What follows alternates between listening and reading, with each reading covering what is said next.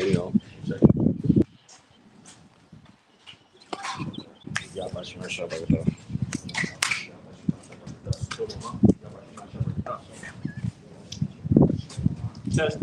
Testing. Yeah, we good. Good. Yeah. All right, Shalom. Shalom. We the GMS New Orleans camp here to bring you a live camp. Prior to get started, we're going to give infinite honors and prayers unto Yahweh Ba'Shem, Yahushua Ba'Shem, Takwadash. double honors to the elders and apostles of Great Millstone who taught us the truth. Peace and salutation of hope for elect. You Akim, with your brothers and sisters in Hebrew that believe. Shalom. Shalom. All right, and for this live camp here, all right, we're going to kick it off here with this the St. Luke chapter 9. Get straight into it. This is the book of St. Luke, chapter 9, starting at verse 52, and it reads, and sent messengers before his face. 62. Verse 62, Luke 9 and 62. And Yahushua said unto him, no man had to put his hands to the plow, and looking back is fit for the kingdom of the Most High. And that's real. Let us Yahushua speak. All right, no man having put his hands to the plow and looking back is fit for the kingdom of Yahweh Ba'Shem Yahushua. All right, so you can't be caught up in this world, man. All right, and you have to be doing the work of the Lord. All right, if your hands are not on the plow, if your hands if your eyes are not singled towards the work of Yahweh Ba'Shem Yahushua, you're not fit to be a joint heir of Yahweh Ba'Shem Yahushua, man. You know, get that Revelation. All right, this is Revelation 22 and verse 11. It says, he that is unjust, let him be unjust still. And he which is filthy, let him be filthy still. And he that is righteous, let him be righteous still.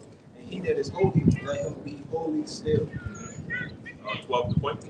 And behold, I come quickly, and my reward is with me, to give every man according to his works shall be. God, my reward comes quickly, and the Lord is coming back to give every man his reward. All right. So if your hands are on a plow, you're looking back, you're not paying attention to the work. It's a reward of destruction that's going to come towards you, man. All right. Because if you're not doing the work of the Lord, man, you're pretty much doing the work of death. All right. Because that's what's ultimately going to come. All right. It's not going to be the everlasting life that's going to come behind not working for the Lord, man. You have to work for the Lord. If you're a so-called Negro, Latino, Native American, man, that's your duty as an Israelite, you know?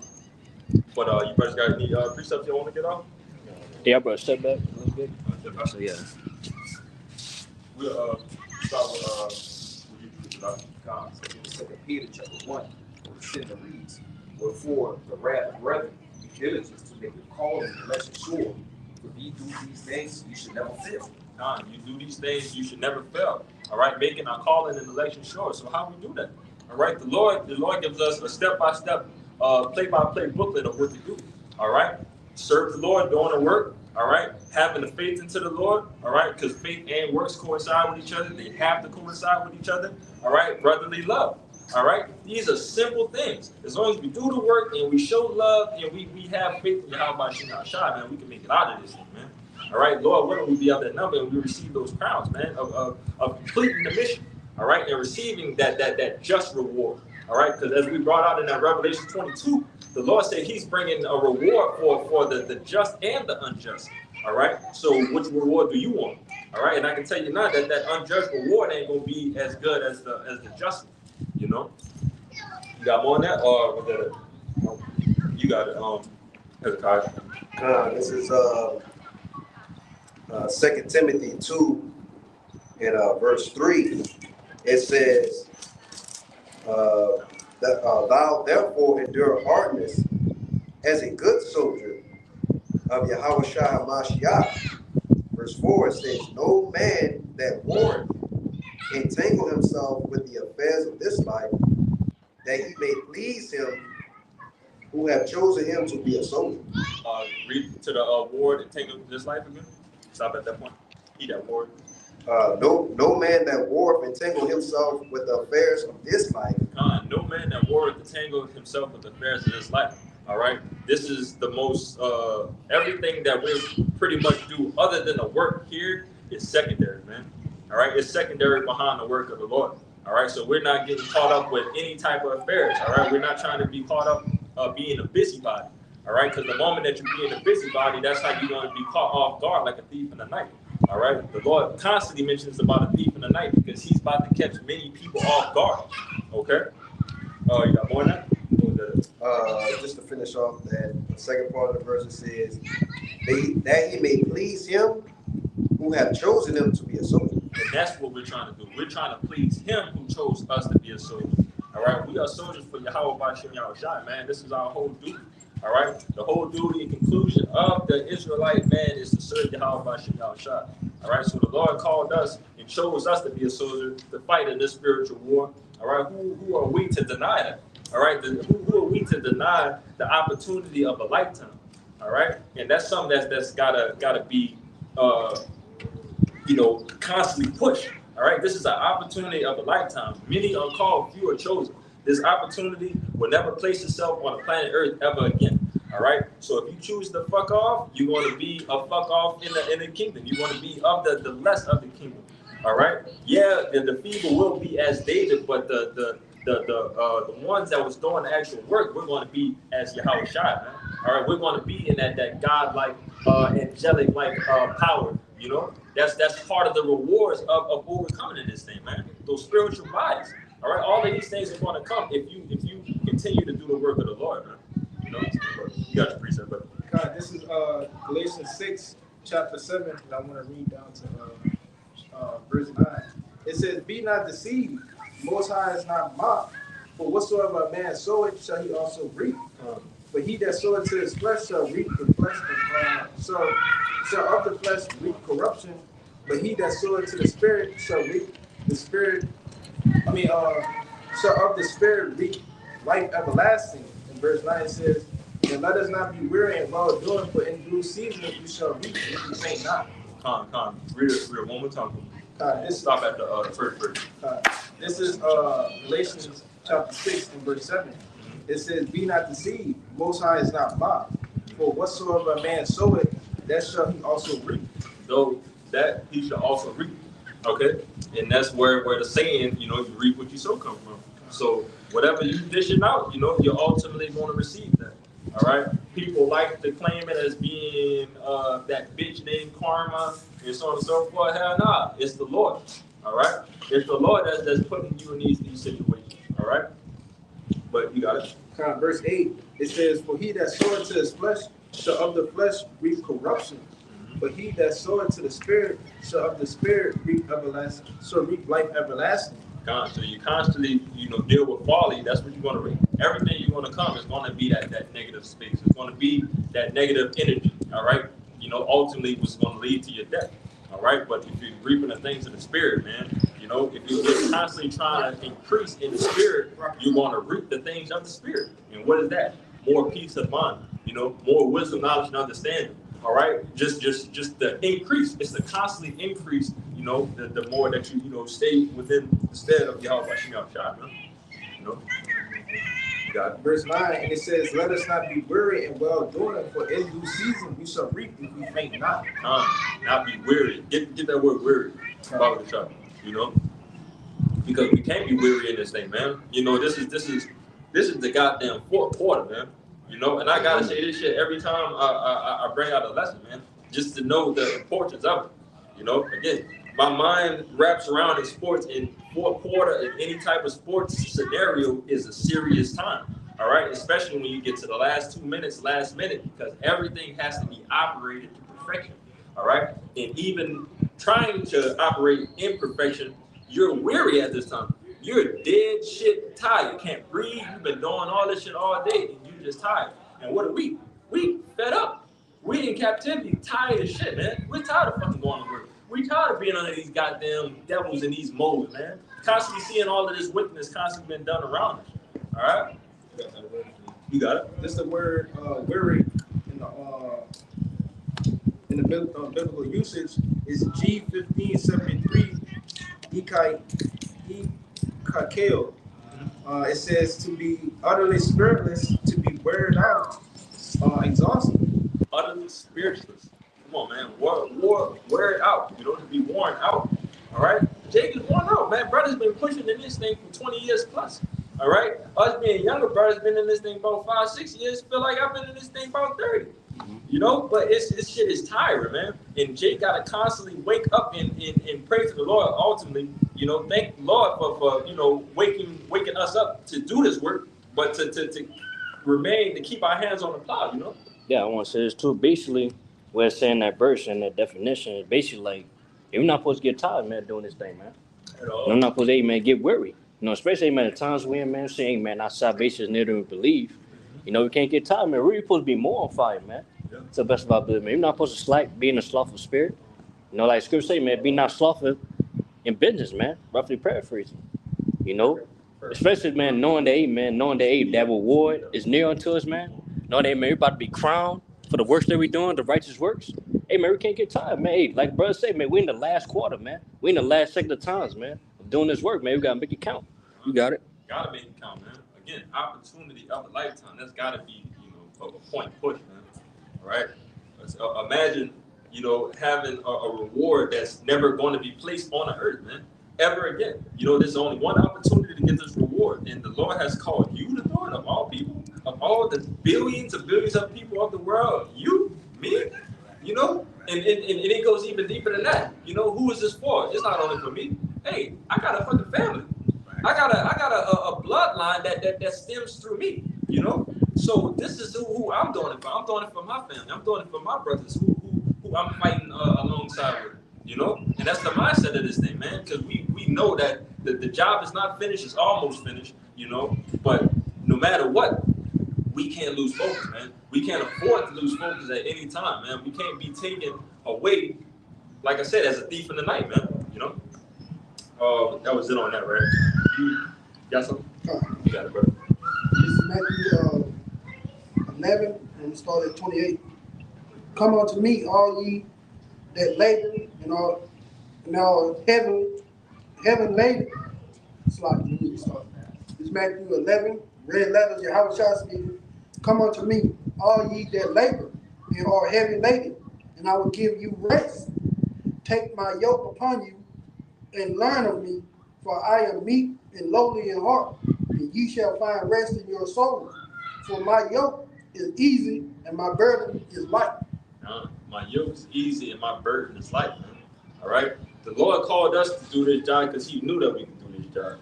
All right? He gave us this opportunity to do this because he know that we're going to overcome. Lord willing, we have that number, man. All right? So, again, this is not nothing to really, you know, stress over, especially if you know that the Lord got you. If you have your faith aligned where it's supposed to be, which is in Yahweh Shem Yahushai, there's no way you can fail, man. Right? We're dealing with a power that cannot fail us, that cannot lie. He tells you that he cannot lie. He tells you everything that he's going to do before it happens, you know, just so we can believe it even more. Everything that the Lord does is for us, man, and it's for us to continue to push, man. Right. We got a crowd of angels, man. Of shit that we can't even see right now, of people trying to get us going, motivating us, you know, hyping us up. Man, keep going, Azari. Keep going, Ahmad. Keep going, Judah Kazar. Keep going, Hezekiah. Keep going. Keep pushing in this thing, man. Because they see, you know, again, Lord willing, we have that number, that we have those crowns waiting on us. They see that we are those heirs to the throne in breaking down the edges, you know, of the crowning ceremony. You know, those visions are already put out, and Lord willing, again, that those angels in those old visions is us nearly getting those crowns, man. Yeah, you know. Con. And basically, I'm gonna back you up, brother. Like, and the precept that brothers brought out. You know, Lord, he give us that rest, man. You know, that peace of mind. You know, we catching hell. You know, hey man, we work, you know, all the time, man. Even though, hey man, we stressed out. You know what I'm saying? We wore out. You know. But at the end of the day, man, we got rest, we got peace of mind, knowing that, hey, man, this ain't forever, man. This is not the end all be all. You know? Even to a point where that's why, hey, man, we catch hell, in a sense, man. Not only for, hey, man, to purify us, also, hey, man, keep us locked in. For the, hey, man, the kingdom to come to where, hey, we're going to obtain eternal rest, man. You know? Because at the end of the day, man, like Scripture say, this is not our rest. So, of course, hey, Lord, he got to, hey, we got to, he got to make it hard for us, man. Hey, we in the path of difficulty, you know, this thing of ours. You know, but at the end of the day, we still got peace of mind to knowing that, hey, man, if we overcome this thing, hey, we're going to receive that reward, man, of everlasting. Bobby Shaw, you already know, boy. You can get that rest allowed for me. Bobby Shaw. Oh, yeah, second notice. Let's get that real quick. This Saint, you have more? No, that was it. Okay, now let's get that Saint John, that Matthew. Con, this is St. John, chapter 14 and verse 16, and it says, I will pray the Father, and he shall give you another comforter, that he may abide with you forever. Even the Spirit of truth, whom the world cannot receive, because it seeth him not adore him. But ye know him, for he dwelleth with you, and shall be in you. Verse 18, it says, I will not leave you comfortless, I will come to you. I will not leave you comfortless, all right? So the Lord has not left us comfortless here in this captivity, man. All right, we have the Spirit. We have the scriptures. We have the wisdom, knowledge, and understanding, all right? But again, you know, the point is of the Lord not leaving us comfortless. The Lord being here with us the whole time, you know, encouraging us to continue to push, all right? If the Lord wasn't encouraging us to continue in the truth, we wouldn't have the truth. This thing would have been cut off a long time ago and nobody wouldn't have the understanding. But the understanding is open right now. The teachers are on the highways and byways right now, you know, for a reason, for the understanding to be, for the elect to be sealed, you know. But I think that was it on that. Let's get that Matthew, then we could go around again and get precepts off. This book of Matthew 19, verse 27. Then answered Peter and said to him, Behold, we have forsaken all and followed thee. What shall we have therefore? And Yahushua said unto them, Verily I say unto you, that ye which have followed me in the regeneration, when the Son of Man shall sit in the throne of his glory, and he also shall sit upon 12 thrones, judging the 12 tribes of Israel. So this is an example of reaping, you know, what you sow. All right. So if you're gonna like what it said, verily I say unto you that ye have followed me in the regeneration. All right. We're reaping the benefits of following Yahushua in the regeneration. All right. And that this is a reincarnation scripture, because it tells you know that his men will be here, the disciples here preaching at these end times. You know, the word will be out and about on the highways and byways, or going across the four corners of the earth. Okay, but continue. Okay, Luke 19:29. So like, let me get that last part. And that ye have followed me in the regeneration, when the Son of Man should sit in the throne of his glory, ye also should sit upon 12 thrones, judging the 12 tribes of Israel. All right. And again, furthermore, the point, you know, that reward that you're going to get. All right. That's a reward to be a ruler of the 12 tribes. All right. To be of the 144,000. All right. We're talking of 144,000. And to my knowledge right now, what is it? Is 8 continents on the, is it 7 or 8 continents? 7 continents. 7 continents, but they say it's about 8 billion people in the world.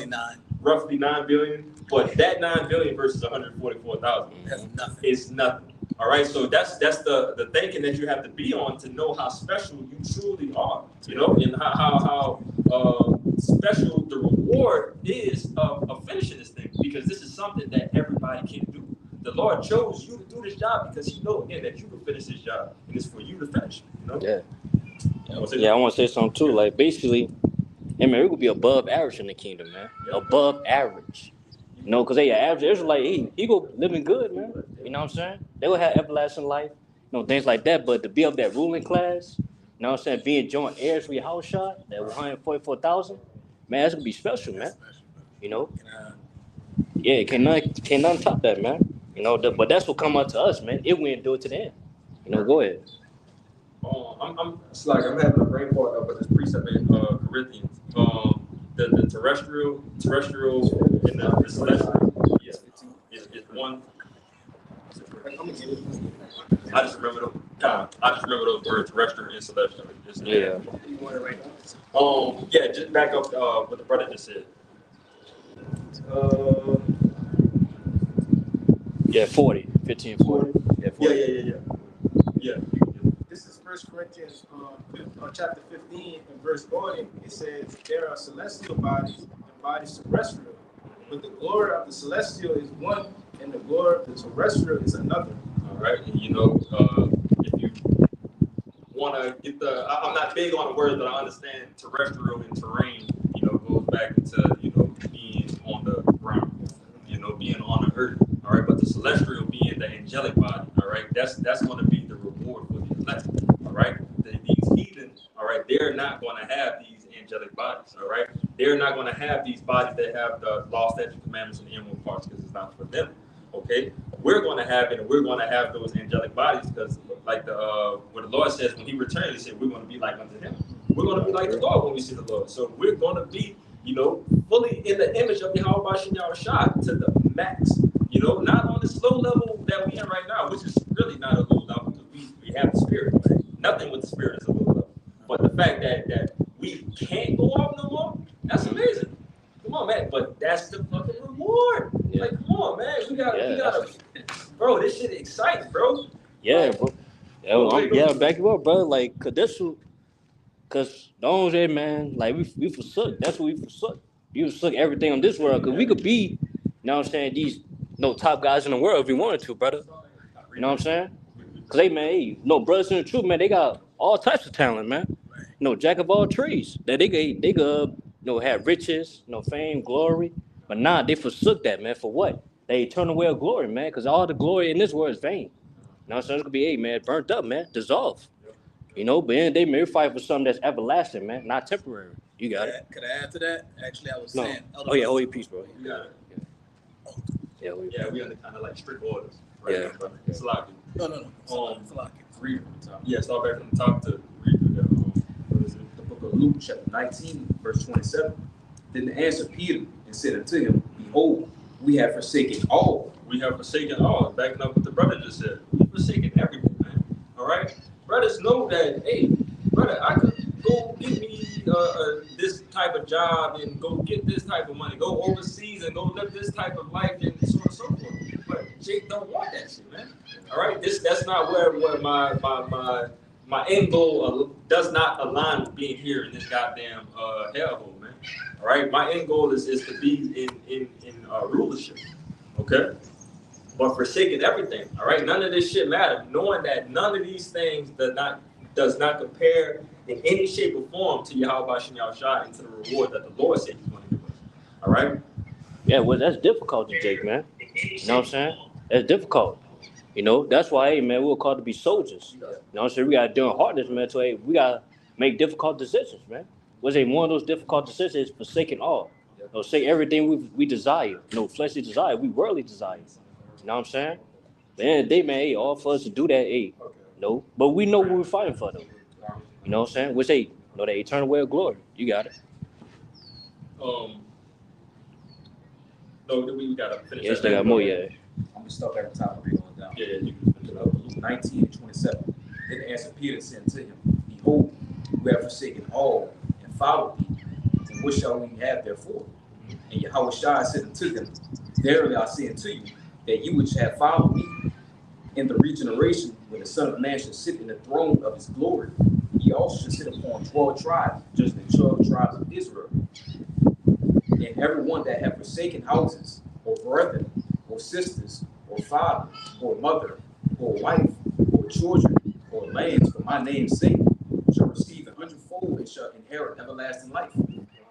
Satan, all right. Then they got the other precept that when it talks about hating your mother, your father, and so on and so forth, but it doesn't go into actually hate, all right? Just making that on the back burner, loving less, all right? So we're forsaking these things. Yeah, we do have to work. Yeah, we have to do get our daily bread, all right? Yeah, it's a lot of things that we love to do on our off time that we feel like we have to do, but again, the work always has to come first.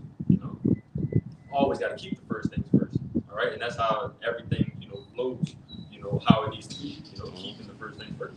First thing first. And really, man, the things that we do have, in this world, all it does, it just, hey, man, for it to suffice us, man, to be in this truth, man.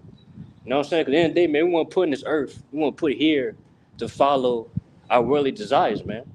You know what I'm saying? Trying to get women, trying to get, hey, man, the high-paying job. You know what I'm saying? Or it's just, hey man, all the worldly possessions that you want, you're not gonna get it. Because you want to sit here for that, man. You want to sit there, hey man, to do what you desire to do, man. You was put here to do what you was purposed to do, man. Was to do the will of Yahweh Bashem Yahushua. You got it? But this is 1 Corinthians 7:31. And they that use this world as not abusing it, Mhm. The fashion of this world passing away. Yeah. So we know that this world is passing away.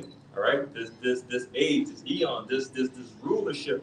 You know, this is going to pass away very, very soon. All right. But again, it says as not abusing it. All right, as they that use this world, not abusing it. All right, so we got to use that righteous God, that righteous Yahweh, you know, any chance that we get. Yeah. You know, that's what the Lord got us here to do these things, man. All right, we're here to do the work and to get over to the best of our ability to make sure that we can keep doing the work. All right, it's not getting caught up to being a busybody, not getting caught up getting 2 or 3 jobs, trying to, you know, make it here to the standard of this life. Again, like what it says in the book of Haggai 1:6, I believe. You know, we got holes in our pockets, man. Yeah. And we're in captivity. It's a cap. It's something that we're never going to reach that cap. If you ever reach anything above that cap, something wrong is probably about to happen because you're not supposed to be making it here. The Lord said that his men are not going to be living luxury here, and we're going to be of the lowly. We're going to be what we said, the rich sitting in a low place. Right? The rich in spirit, not rich in pockets, rich in spirit, we're in the low place. Yeah. Okay? You finished it off, right? Yeah, That was it on that. We could get, I just told you what verse 11 says. No, you gotta ask them. That's verse 11. Hebrews, the Noah, not Noah, the Moses. Yeah, you can get it. This is Hebrews 11 in verse 24. It said, by faith Moses, when he was come to years, refused to be called the son of Pharaoh's daughter, choosing rather to suffer affliction with the people of God than to enjoy the pleasures of sin for a season. Choosing rather, read that part again, like choosing rather affliction. Choosing rather to suffer affliction with the people of God than to enjoy the pleasures of sin for a season. So that is an example right there of Moses forsaken. All right, he forsaken, you know, the riches that he had, the royalty that he had, you know, because he knew that ultimately this wasn't going to last as long as the kingdom is, because we know that the kingdom is forever. All right, so anything that you really, you can't compare nothing to the kingdom. All right, and that's the value that it holds.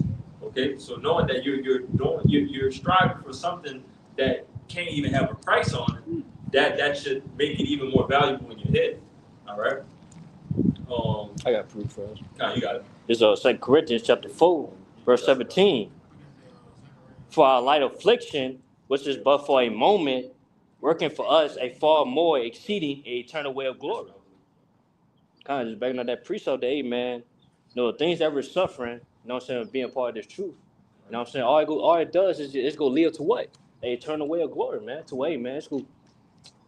Basically, man, all the things that we forsook, that we lost on this side, we gonna gain it all back, man. There's something and more. Was that in the? I think that was in the Matthew, right? The 100-fold? Yeah. We read it. We read it? Yeah, we read it. Oh, so like, Yeah, we read it. I probably spoke them, but I just didn't hear it. But you got the feet buffer shop. This Zechariah chapter 12 and verse 8. In that day shall Yahweh defend the inhabitants of Jerusalem, and he that is feeble among them, and that day shall be as David, and the house of David shall be as Yahweh, as the angel of Yahweh before them. All right, so we talking about levels to these things, man. All right, as feeble as David is probably, I don't even know how to explain it, but it's a compliment of compliments, you know, but still on a low level though. It's like, but it's still not nothing negative, you know, because it's still King David who killed tens of thousands. All right, we're talking about the King David who is a man of the Lord's heart. All right, this is who we talk about, and this is the feeble of Israel gonna be like unto him. But the house of David that he blessed. What this is the house of David gonna be? The house of David shall be as power as angel of Yahweh before them. God. Again, we should be in that angelic in the angelic state, all right, in that celestial body. All right, man, like those everything that we've been, you know, seeing our entire lives, like the brothers like to go into with the anime, the movies, the superhero movies, the X-Men, and so on and so forth. Man, that's a depiction, you know, of Israel. you know, at our peak with those spiritual powers, man. Mm-hmm. You know, and that's, man, to know that something that we dreamed of as children, you know, you can't tell me not every man that walked this earth wanted to be a superhero at some point in time in their life, bro. And to know that that shit is actually real, but it's actually in a spiritual sense, and it's for you so-called Negroes, Latinos, and Native Americans. Like, come on, bro. Like, that's how special, you know, that we have to, again, think of this opportunity, man. The Lord called us to do this, man, and it's never going to be done again, bro. But it's going to be on a glorious level, man. Yeah. You know, that's going to be written about. We're going to have books written about us. We're going to have stories written about us. All right. You can get on deck too, because we can, you know, start kind of harping more on like the rewards, man. More of the rewards, because it's a lot of rewards. We got many mansions. You know, brothers can get that on deck. We can get the Amawad scripture. The one should become a nation. The Isaiah 60, something like that. Yeah. Yeah, 60. Yeah, Kind. Barbara Shop, we can bring that up. I love that scripture. To know, you know, because I'm a brother, you know, who don't have children. You know, I want children. You know, not here in this goddamn world. Let's clarify that. Don't want no children nowhere to step place here in this goddamn captivity. Lord willing, it don't happen, but still, you know, I want that to happen. But the Lord tells us that in the kingdom, you know, when we start having our children, how it's going to be, and that's going to be amazing, you know. So, let's get it. Oh no. I want the Isaiah real quick. Here we go. This is Isaiah 60 in verse 21, points to 22. It says, "Thy people also shall be all righteous. They shall inherit the land forever, the branch of my planting." So, read that, inherit the land forever. they shall inherit the land forever. We're going to be back in our land, all right? That's part of the rewards. We finally get our land back. We get these damn Amalekites, these JOOs, you know, out of our crib, man. You know, and the bullshit that they done over there. And ain't this year they supposed to have a Moism concert, the biggest Moism concert ever placed in the land, in our holy land? Like, come on, man. And you want to say that's the people? Like, no, these people need fucking destruction. They need fire. You know, the missiles need to drop that day, specifically at that place right there. Like, come on, man. But let's get some more track. The branch of my planting, the work of my hands, that I may be glorified. A little one shall become 1,000, and a small one a strong nation. A little one should become 1,000, and a small one a strong nation. Come on, man. And that's coming from the loins of a righteous man. All right? And when we talk about you 2/3 coming back in the Hebrew Huggies, that's how you're going to come back, man. All right? You're going to come through again with a righteous man loins, and you're going to come back with many brothers and sisters. All right? And it's going to seem like it's a nation, you know? And how can you tell it's going to be a nation? Because the Lord also mentions this as a reward. God, this is John chapter 14, verse 2.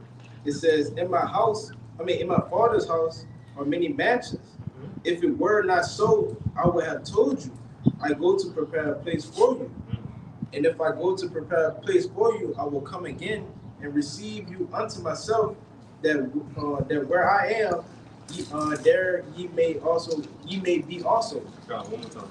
Let's stop at the third verse. This is John 14 in verse 2. It says, in my Father's house are many mansions.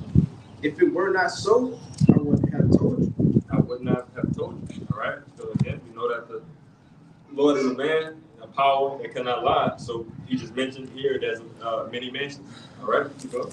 I go to prepare a place for you. Mm-hmm. And if I go and prepare a place for you, I will come again and receive you unto myself, that where I am, there ye may be also.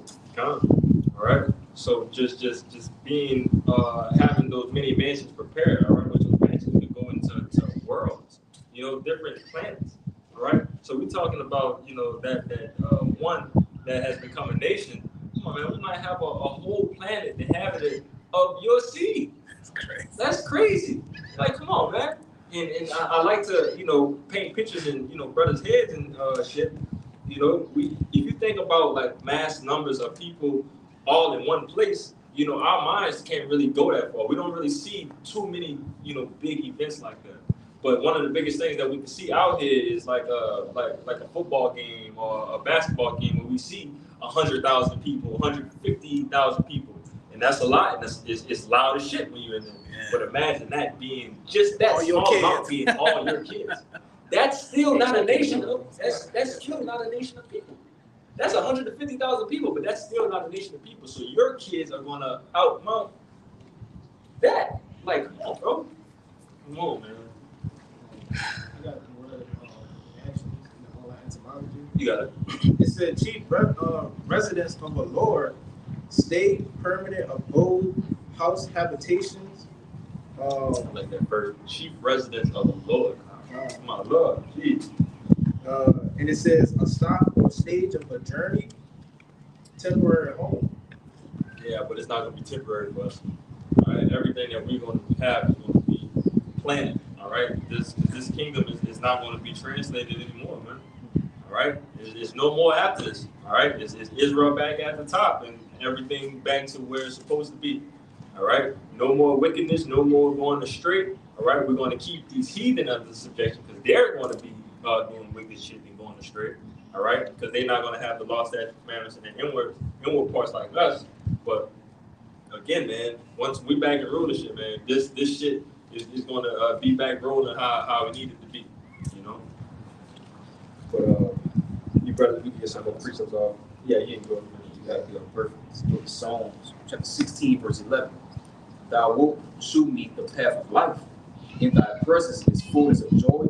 At thy right hand there are pleasures forevermore. So like read one more time. Book of Psalms chapter 16, verse 11. Thou wilt show me the path of life. In thy presence is fullness of joy. At thy right hand there are pleasures forevermore. God, at that right hand. All right, that right hand is what it says, the pleasures evermore. Yeah, it says, at that right hand there are pleasures forevermore. Forevermore, man. This is going to be an abundance, man, an innumerable amount of just constant blessings, man, constantly being flowing through Israel, man. Like, come on. It's Luke chapter 12, verse 32. Fear not, little flock, for it is your Father's good pleasure to give you the kingdom. That's that pleasure, man. The kingdom, man. Yes. You got it. Yes. Pleasure, man. The pleasure of the kingdom. Oh, but we shot it. We didn't get it. The rest is allowed. Ezra? Yeah. Oh, you got it? Yeah. If you got it. This is 2nd Ezra 8 and verse 52. It says, for unto you is paradise open. The tree of life is planted. The time to come is prepared. Plenty is made ready. The city is builded. And rest is allowed.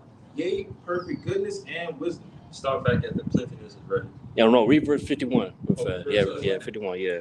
This is 2nd Ezra 8 and verse 51. And it says, but understand thou for thyself and seek out the glory for such as be like thee. Yeah, that's the glory for the seek, man. That's 8. It's telling you verse 52. Because every Jake want glory in some type of way, man. Right. But this the glory we really supposed to seek it for, man. Because this for us, man. For everlasting. You got it. Verse 52, it says, for unto you paradise is open. The tree of life is planted. The time to come is prepared. Plenty is made ready. A city is built and rest is allowed. Yea, perfect goodness and wisdom. Kind of perfect. So like, You want to read that? yeah. Paradise is open. Before that, I was talking to that, but it's like, Time has come. Plenty. just read it one more time. It's like, This is 2nd Ezra chapter 8 and verse 52. It says, for unto you paradise is open. kind to unto you, the elect. All right, paradise is open. All right, because we're going to be the first fruits. Okay, we're going to be the first fruits to receive our kingdom. All right, having these heathen under subjection, we're going to be the first people to see this and execute all of these things. Okay, but continue on. It says the tree of life is planted. The time to come is prepared. Yep. Plenty is made ready. Because then the Lord said the time is prepared. So the Lord just told you here that He has many mansions, and He wouldn't have told you these things if He hasn't been doing it. You know, but it's telling you here that the kingdom is prepared. All right, keep going. Yeah, but he said plenteous, right? Plenteous, Yeah, we're going to our plenteous means fruitful, man. So hey, man, we're gonna have ability to be fruitful and multiply, man. Yeah. You know. Yeah. We get to complete one of the our law, statute, commandments. You know, to the best, to the full ability, not the best of our ability. We're gonna be fruitful and multiplying to the max ability. Yeah. Come on, man. I mean, we could do it right now, but it's not the Yeah. time. Yeah. You know what I'm saying? You got it. Everything is lawful but not expedient. Huh? No, you. Oh, sorry. Yeah, everything is not everything. But you know what I'm saying. Yeah, all this are lawful, but not expedient. Not expedient. All things are not. You said it. Expedient, yeah, expedient, bro. You got it. But you got it, bro. All right. It says a city is builded and rest is allowed. A city is built and rest is allowed. Man, that precept brings so much peace to my ears when I hear that. You know, when Jay be going through, you know, those moments where it's just stressful, man. You know, we constantly go through this thing. It's constant hell that brothers catch every day. But to finally know that there is rest out there, all right, that peaceful place that we always been looking for to keep us at ease. We finally found that place, and that is specifically for us. Like, come on, it makes it even better. The more you talk about it, the more that you fully understand that this is truly something that the Lord wants to get to you. You know, this is not no shit that the Lord is trying to gatekeep from us, like how niggas do in this world.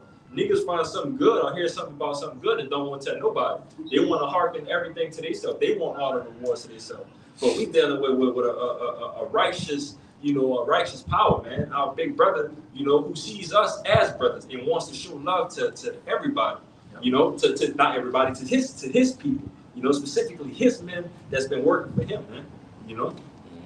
But we could go another round and get some more precepts. No, read down to 53 to 54. It says, you want to read the 53 and 54? Yeah, guys.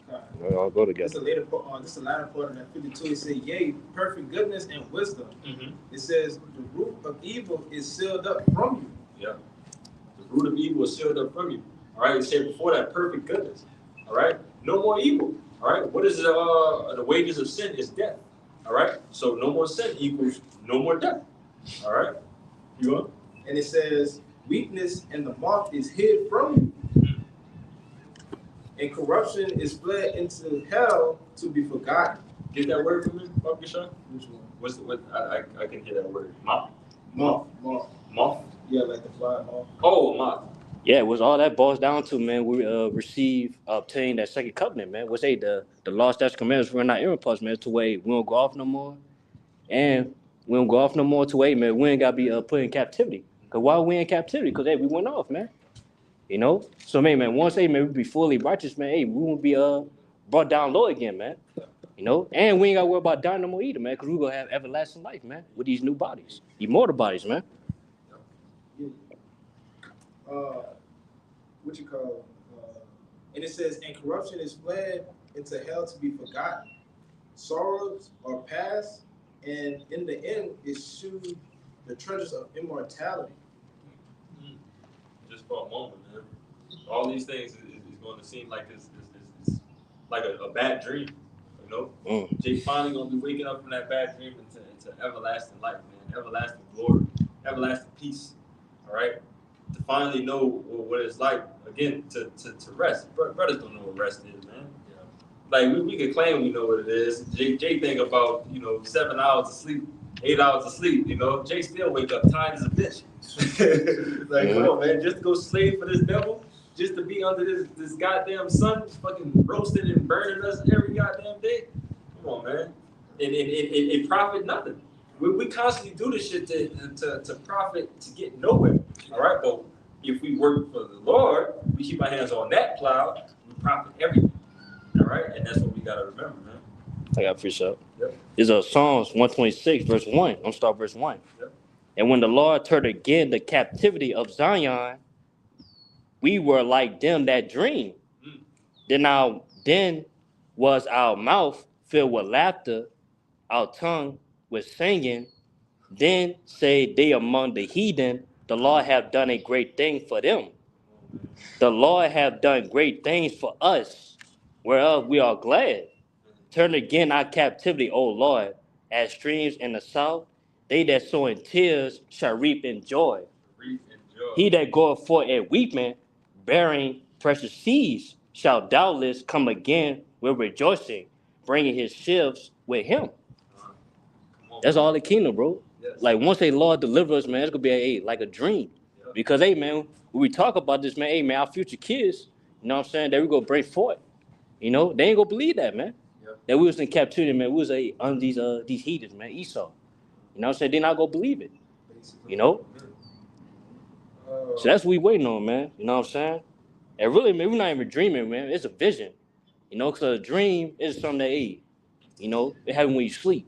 You know, in a sense. But a vision is something that, hey, man, you wide awake. That's what you think about it. You know what I'm saying? Yeah. So we had that vision, man. That vision is gonna come to pass, man.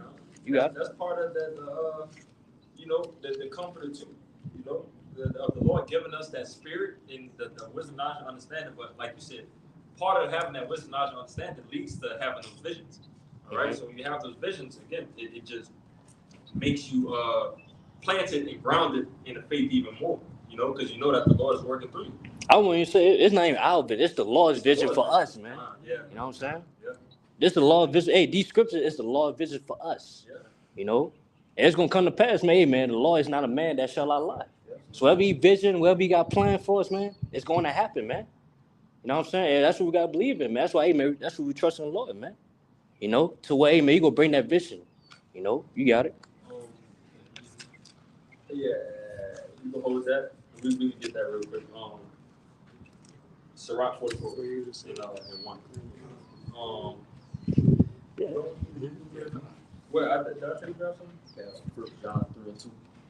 What is it? Yeah, we can get that. It'll fall back into the Hebrews. Let's get the verse, John.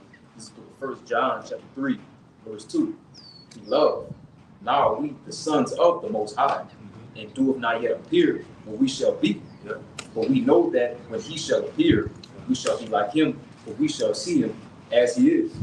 You know, I quoted it earlier, but as it says again, you know, when the Lord shall appear, we should be like unto him, right? We should see him, right? Again, furthermore, backing up the point of us, you know, getting those new bodies, all right? And what the brother did, we're going to, since we've been roughly speaking about the new covenant of the laws being the inward parts, let's go ahead and edify that real quick too, so guys know what to find. This is Hebrews 8. You want to start at 8?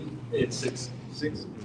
This is Hebrews 8 and verse 6. It says, but now have he obtained a more excellent ministry, Yep. by how much also he is a mediator of a better covenant. Better covenant, all right? Which we know it was. I'm jumping again slightly, but Which was established upon better promises.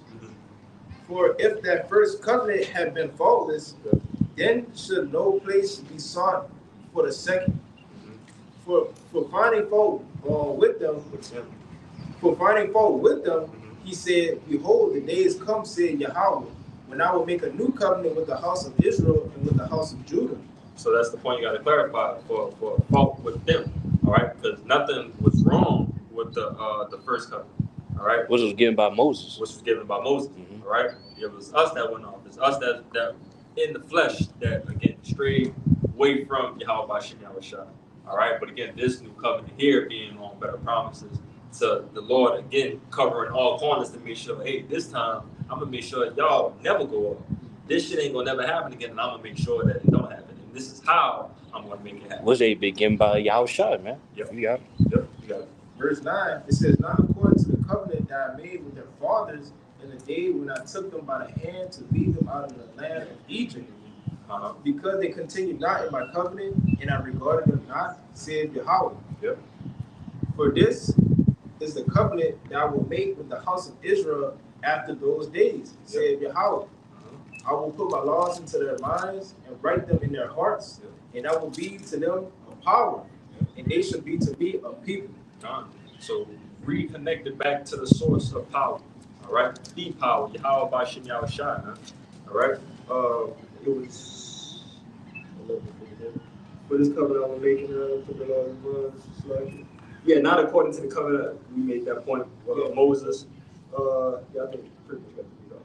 And they should not teach. Oh no, keep on. Verse 11. All right, this is verse 11, and it says, "And they shall not teach every man his neighbor and every man his brother, saying, Know the Lord, for all shall know me, for from the least to the greatest." Everybody, the name Yahweh Bashim Yahushua will rain terror, to these heathen again, right? And it will rain praises from his men and his people, when we're back at the top. Okay, you got it.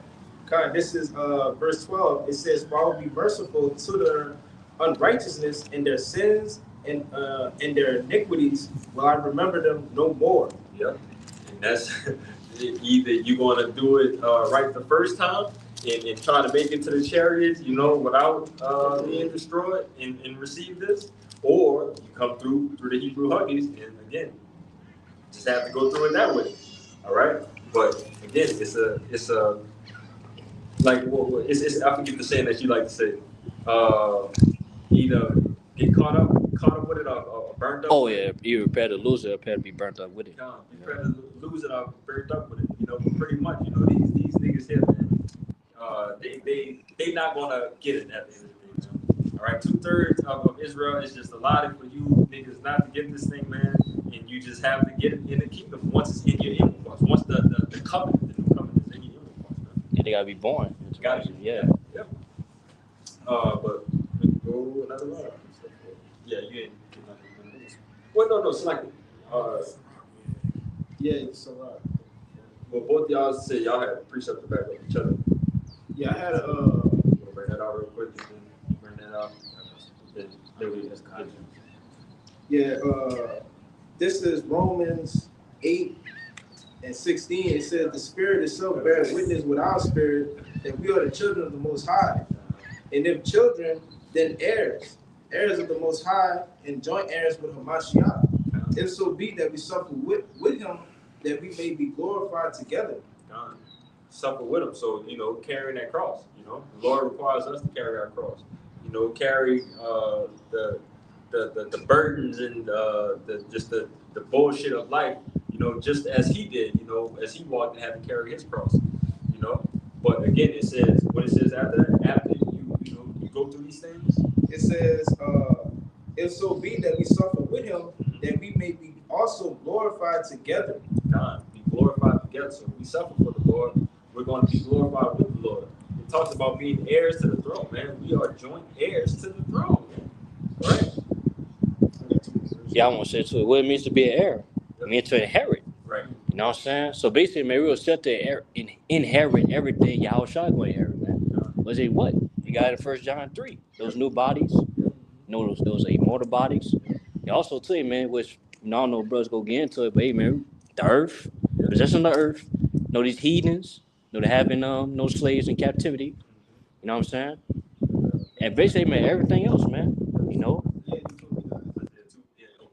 That's it. That was it on them? Yeah. Yeah. Okay. You said that was the precept. You gonna hold up on that? Yeah, This is Baruch 2 and verse 34, and it says, "And I will bring them again into the land which I promised with an oath unto their fathers, Abraham, Isaac, and Jacob, and they shall be lords of it. And I will increase them, and they shall not be diminished." Come on, man. This is still stemming from the promises of Abraham, Isaac, and Jacob.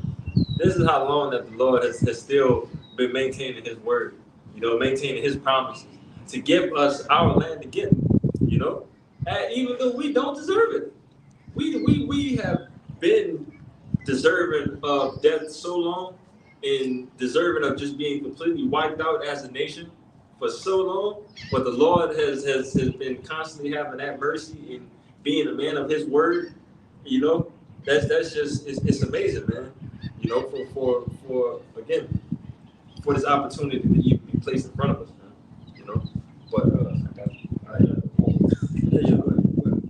And verse 35, and it says, "And I will make an everlasting covenant with them to be their God, and they shall be my people, and I will no more drive my people of Israel out of the land that I have given them. God, because we also know it was the doings of the Lord. All right, we pissed the Lord off, so the Lord used these other nations to put us in captivity, to drive us, through the four corners of the earth, wherever we may be scattered around the place. The Lord did these things. But read that last part again.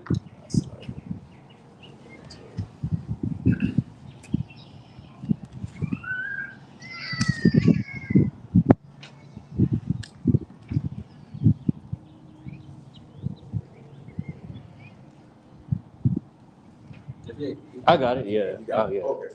It said, I will no more drive my people out of Israel, out of the land that I have given them. God, yeah, pretty much. We're not going to be driven out anymore, man. We're not going to be driven out into captivity no more. All right, we're going to be back in rulership, back in our land.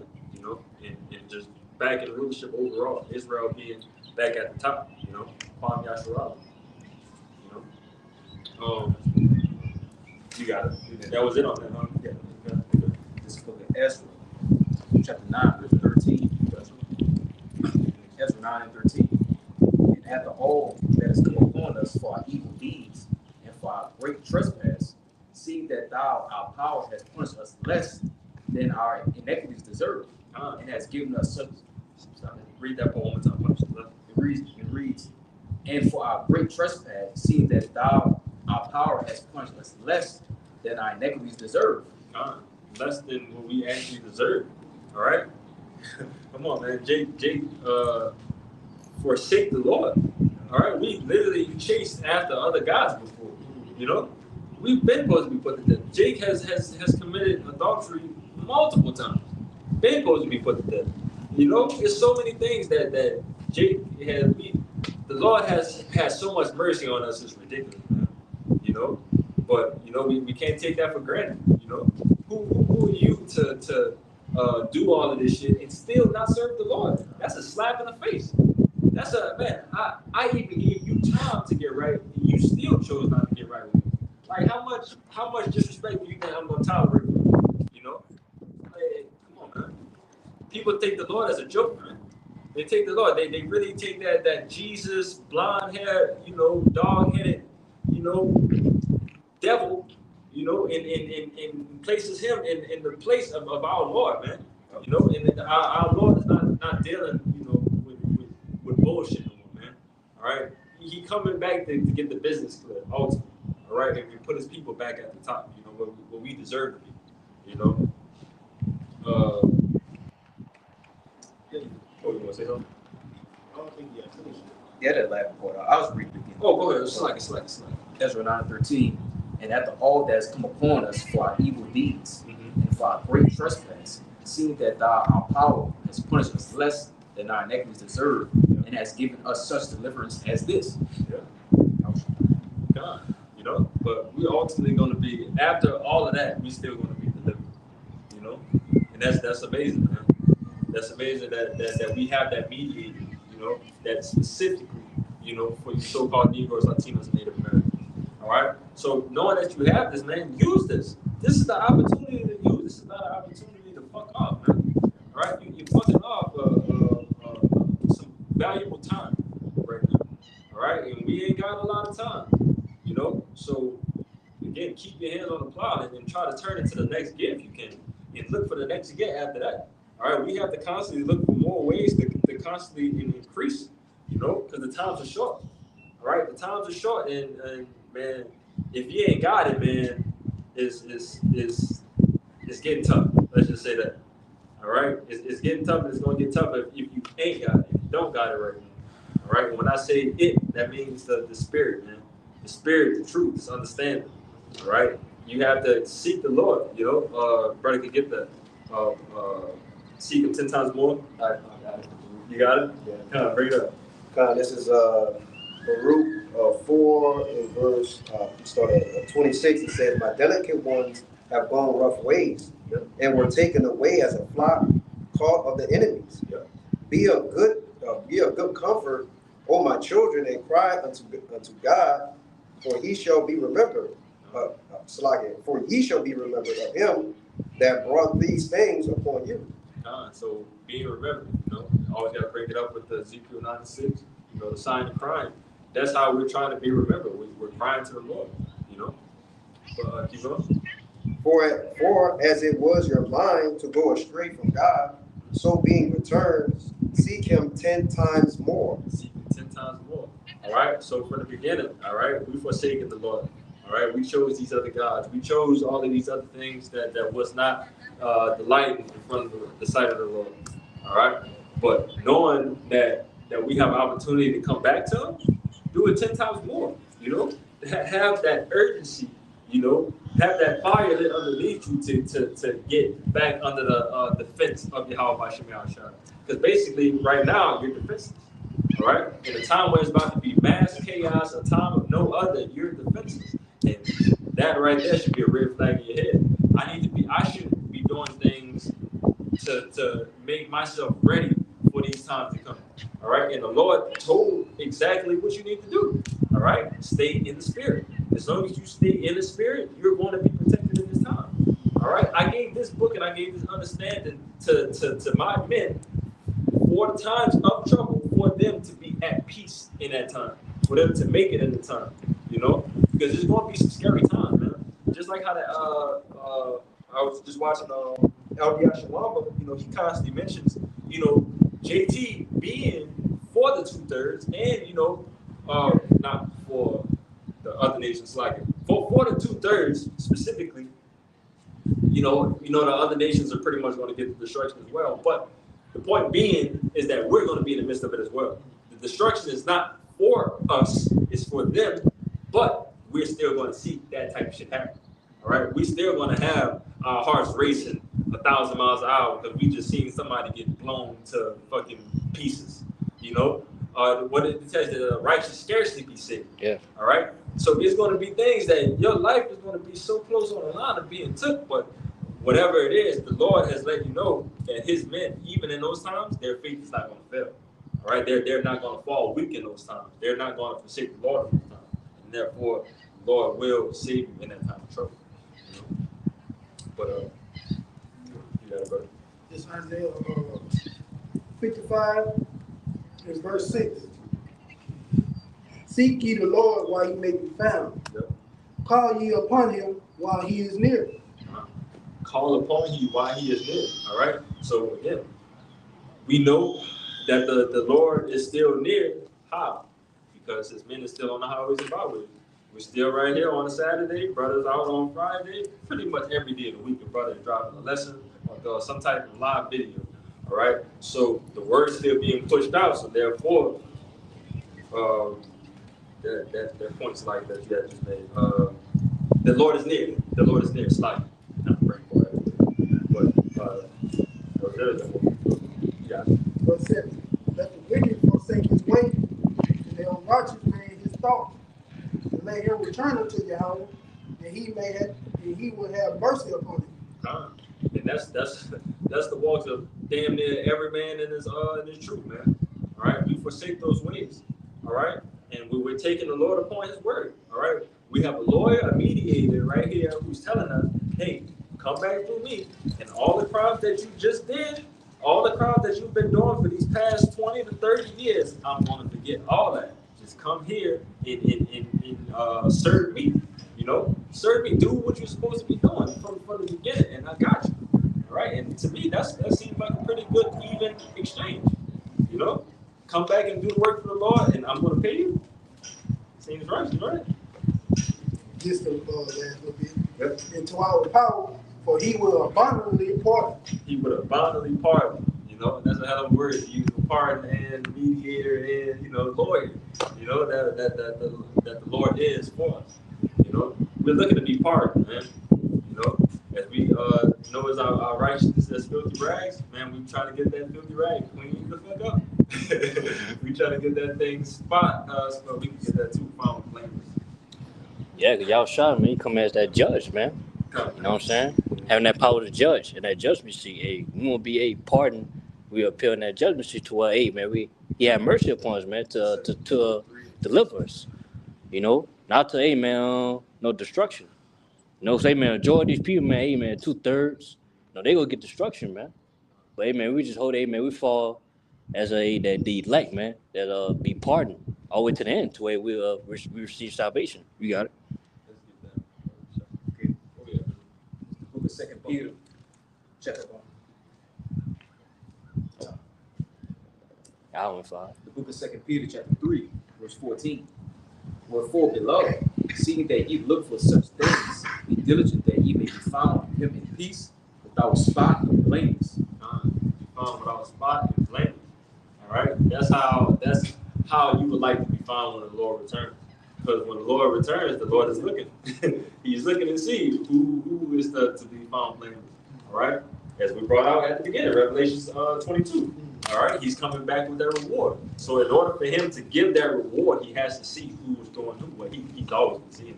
We know that the Lord's eyes are 10 times brighter than the sun. So he's seeing everything. All right, we got angels all about seeing what niggas is going. God, and he camped around us, in the midst. If it was two or three in the midst, there I am in the midst of rough paraphrase, But I got some. kind of, what we just brought out the 2 Peter. 2 Peter 3 and 14. You finished it? I'm going to look at verse 15. That's 15? Yeah. No, we could scratch it. Let's get that Isaiah 2. This is Isaiah 2 and verse 2. And it says, and it shall come to pass in the last days that the mountain of Yahweh's house shall be established in the tops of the mountains, and shall be exalted above the hills, that all nations shall flow unto it. Keep up. And many people shall go and say, Come ye, let us go up to the mountain of Yahweh, to the house of the power of Jacob, and he will teach us his ways, teach us of his ways. And we will walk in his path, for out of Zion shall go forth the law and the word of Yahweh from Jerusalem. So everything is going to be flowing how it needs to flow. All right. And how does it need to flow? Everything needs to be flowed through Israel. All right. It has to be flowed through Yahweh Bashem Yahushua. All right. Yahweh Bashem Yahushua, and the wisdom I should understand, is the filter of keeping everything in order, of keeping the world clean, keeping people's minds clean. All right, keeping specifically our minds clean, because fuck these other nations. All right, but it's the purpose, and the whole duty of the Lord, why he had these things orchestrated the way he did, But it talks about again of the nations flowing unto us, all right, to receive, the understanding. All right, even though they're not going to get it 100% because they're still going to be in the flesh. And again, the wages of sin is death, and the flesh brings along sin. If you could complete that math equation, you're good. All right, but you can keep going. This is verse 4, and it says, And he shall judge among the nations, and shall rebuke many people, and they shall beat their swords into plowshares, and their spears into pruning hooks. Nation shall not lift up a sword against nation, neither shall they learn war anymore. And this is a precept, if you didn't know, just to knock out that function of if that's even a word, of these damn devils in our land right now, man. Because if I'm not mistaken, don't they got something called World War III going on right now? Don't they got nations still picking up their modern day swords, still blowing shit up around here? All right, so therefore, that's not the people, the true, Israelites in the land. All right, but again, it says, and he should judge among the nations, and should rebuke many people, and they should beat their swords into plowshares, and their spears into pruning hooks. And nations shall not lift the sword against nation, neither shall they learn war anymore. The only blood and guts that are going to be getting spilled is the blood and guts from you goddamn devils, from us having fun, of putting you fucking devils back into captivity. Right? All right, but other than that, it ain't gonna be no World War IV. It's not gonna be no civil war of the northern tribe and the southern tribe again. All right, we're not gonna split no more. All right, it's not gonna be none of these no man lands and trench warfares and jet planes and airplane fighters. None of that, man. All of this stuff is going to be completely done away with. All right, and that's part of that rest that we're going to get in our kingdom. All right, part of that reward of rest is no war. All right, we don't want to see war. We don't want to see our people fall no more. All right, we wasn't put here to die ultimately. All right, we ultimately were put here to serve the Lord, man, and live in everlasting peace and glory and give praises to the Lord. That's how simple things could have been from the beginning. But again, the Lord had this thing go high and win, and now we have something to fight for. All right, so we can use that entire story as motivation now for something to push towards. But I think that was it on that Isaiah. Anybody got any other precepts? Well, I saw those. You got it. You got something? You got it? You good? Okay. You got it. It's Revelation 2 and 27. It started at 26. And he that overcometh and keepeth my works unto the end, to him will I give power over the nations. One more time. Revelation 2 and 26. And he that will overcome and keep my works unto the end, to him will I give power over the nation. Until the end, all right? You have to keep those works until the end, all right? We're not getting to the 1 yard line and fumbling. We're not getting into the free throw line with a one shot to make and missing that thing, man. We try to stay focused. We stay focused and we finish the job. It's a reward at the end, all right? And that's the motivation, all right? The Lord has promised us His penny, all right? If brothers want to get that parallel too, no, not the talent. You said 20. Come. But continue, Bobby. Verse 27. And he shall rule them with a rod of iron, and a vessel of a potter shall they be broken to shivers. A rod of iron, all right? Gonna have that yoke of iron placed around the goddamn neck. As you see, if you go look up the slavery pictures, Jake with that big ass yoke of iron around his goddamn neck. But boy, I'm gonna try to find something even worse. Jake out here, we constantly meditate terror on these devils every goddamn day, man. Anything that they do, we know that we can do it better, and we're gonna do it better. So this is gonna be even more gruesome for these goddamn devils once we get our lick back against y'all, man. You got it. Looks like we're gonna come back. Good. Go ahead. This is just real quick, back in Revelation 16 and verse 15, it says, Behold, I come as a thief. Blessed is he that watcheth and keepeth his garments, lest he walk naked and they see his shame. What it says, blessed is he that read it. So, Behold, I come as a thief. Blessed is he that watcheth. God, blessed is he that watcheth. All right. So knowing that the Lord is coming as a thief in the night, knowing that you need to be on your watchtower, knowing that you need to see all of these things happening before it transpires, or even have the spirit to understand these things happen before it transpires, you have to be on your watch to see the Lord coming back. Go ahead. And keepeth his garments, lest he walk naked and they see his shame. All right. To be naked. All right. To be naked is to be without the law, statute, commandment. All right. To be ultimately just wicked. To be found blameless. Not found blameless. To be found naked. Read that last part one more time.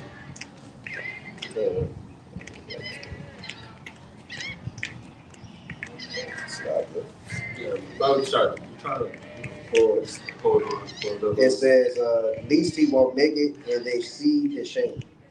Least he be naked and see his shame. James 1 and 12. James chapter 1, verse 12. Blessed is the man that endureth temptation, for which he is tried. He shall receive the crown of life, which the Lord hath promised to them that love him. So receiving that crown of life, man, for us enduring through this temptation, all right? Because we constantly being tempted here, all right? Being tempted in the flesh, tempted of many things of not serving the Lord. But we know that that's Satan. We know that that's one of his devices, all right? We know that walking away from the Lord is instant death, all right? So knowing these things in your head, you have to rebuke those thoughts, all right? You have to know that I have to continue to endure through the temptation.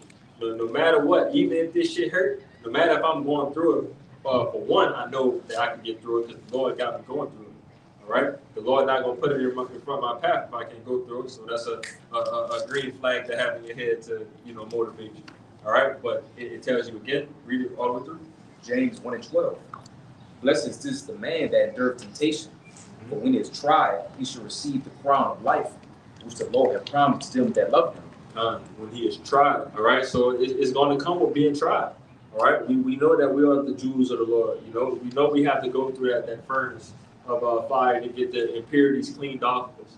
All right, we know all of these things has to happen in order for us to receive our crowns. In Bible chart, I believe that's Corinthians 2. Flesh can't inherit the kingdom of heaven. Bible chart. Go ahead. Verse 13. Let no man say when he is tempted, I am tempted of the Most High. For the Most High cannot be tempted with evil, neither tempted he any man. Come on, man. That's one of my favorite precepts too, because come on, man, that ain't the Lord's business right there. All right, the Lord ain't got nothing to do with tempting you to do evil, because the Lord can't be tempted with evil. All right, that's literally Satan's job. His job is to tempt you. His job is to do the works on the left side. All right, doesn't mean that he's against the Lord. That means he's following the duty of the Lord. But still, the point being is that the Lord, you can't say that. All right, that if I was tempted of the Lord. The Lord didn't. The Lord fucked over me and did this and that and third. Nah, man, the Lord can't be tempted. I got appreciate that back in. You got it. It's Sirach 15 verse 20. He have commanded no man to do wickedly, neither have he given any man license to sin. Yeah, no man has license to sin, man. All right, so no matter which way you put it, these church houses trying to spin, with sin and come as you are, this and that and that. Nah, hell nah. Clean yourself up, be born again. Have your mind clean, Fuck that other bullshit that the church is teaching, man. You got more than that? No, that was it. Yeah, basically backing up, bro. Like, hey, basically, we being tempted, you know what I'm saying, of evil, of wickedness, man. Hey, Lord, that's not a Lord giving you permission. Right. You know what I'm saying, to go off, man. Yep. Nah, man, we're supposed to use that, man. We're supposed to rebuke that, man. Right. Do the commandments, man. Yeah. Do these works. You got it. Yeah, correct your thoughts. Because before you go, again, man, the Lord be so fired with these things, man, because after he'll do something like this, after he'll give you a precept like that, he'll give you an example. Mm-hmm. He show you somebody in the scripture that, okay, this happened to him, and he got over it. Yeah. I said, yeah, if you fail that test, hey, man, you can't blame the Lord for it, man. Right. Yeah, you can't. Come on, man. And they got niggas that do that shit in the world, man. Jake do something stupid and try to blame you for doing it. Like, no, I had nothing to do with that. Yeah, bro, this was your fault. You fucked up. Yeah. I ain't put put a gun to your head. One more verse that back brothers up in James. Yeah. James 1:14.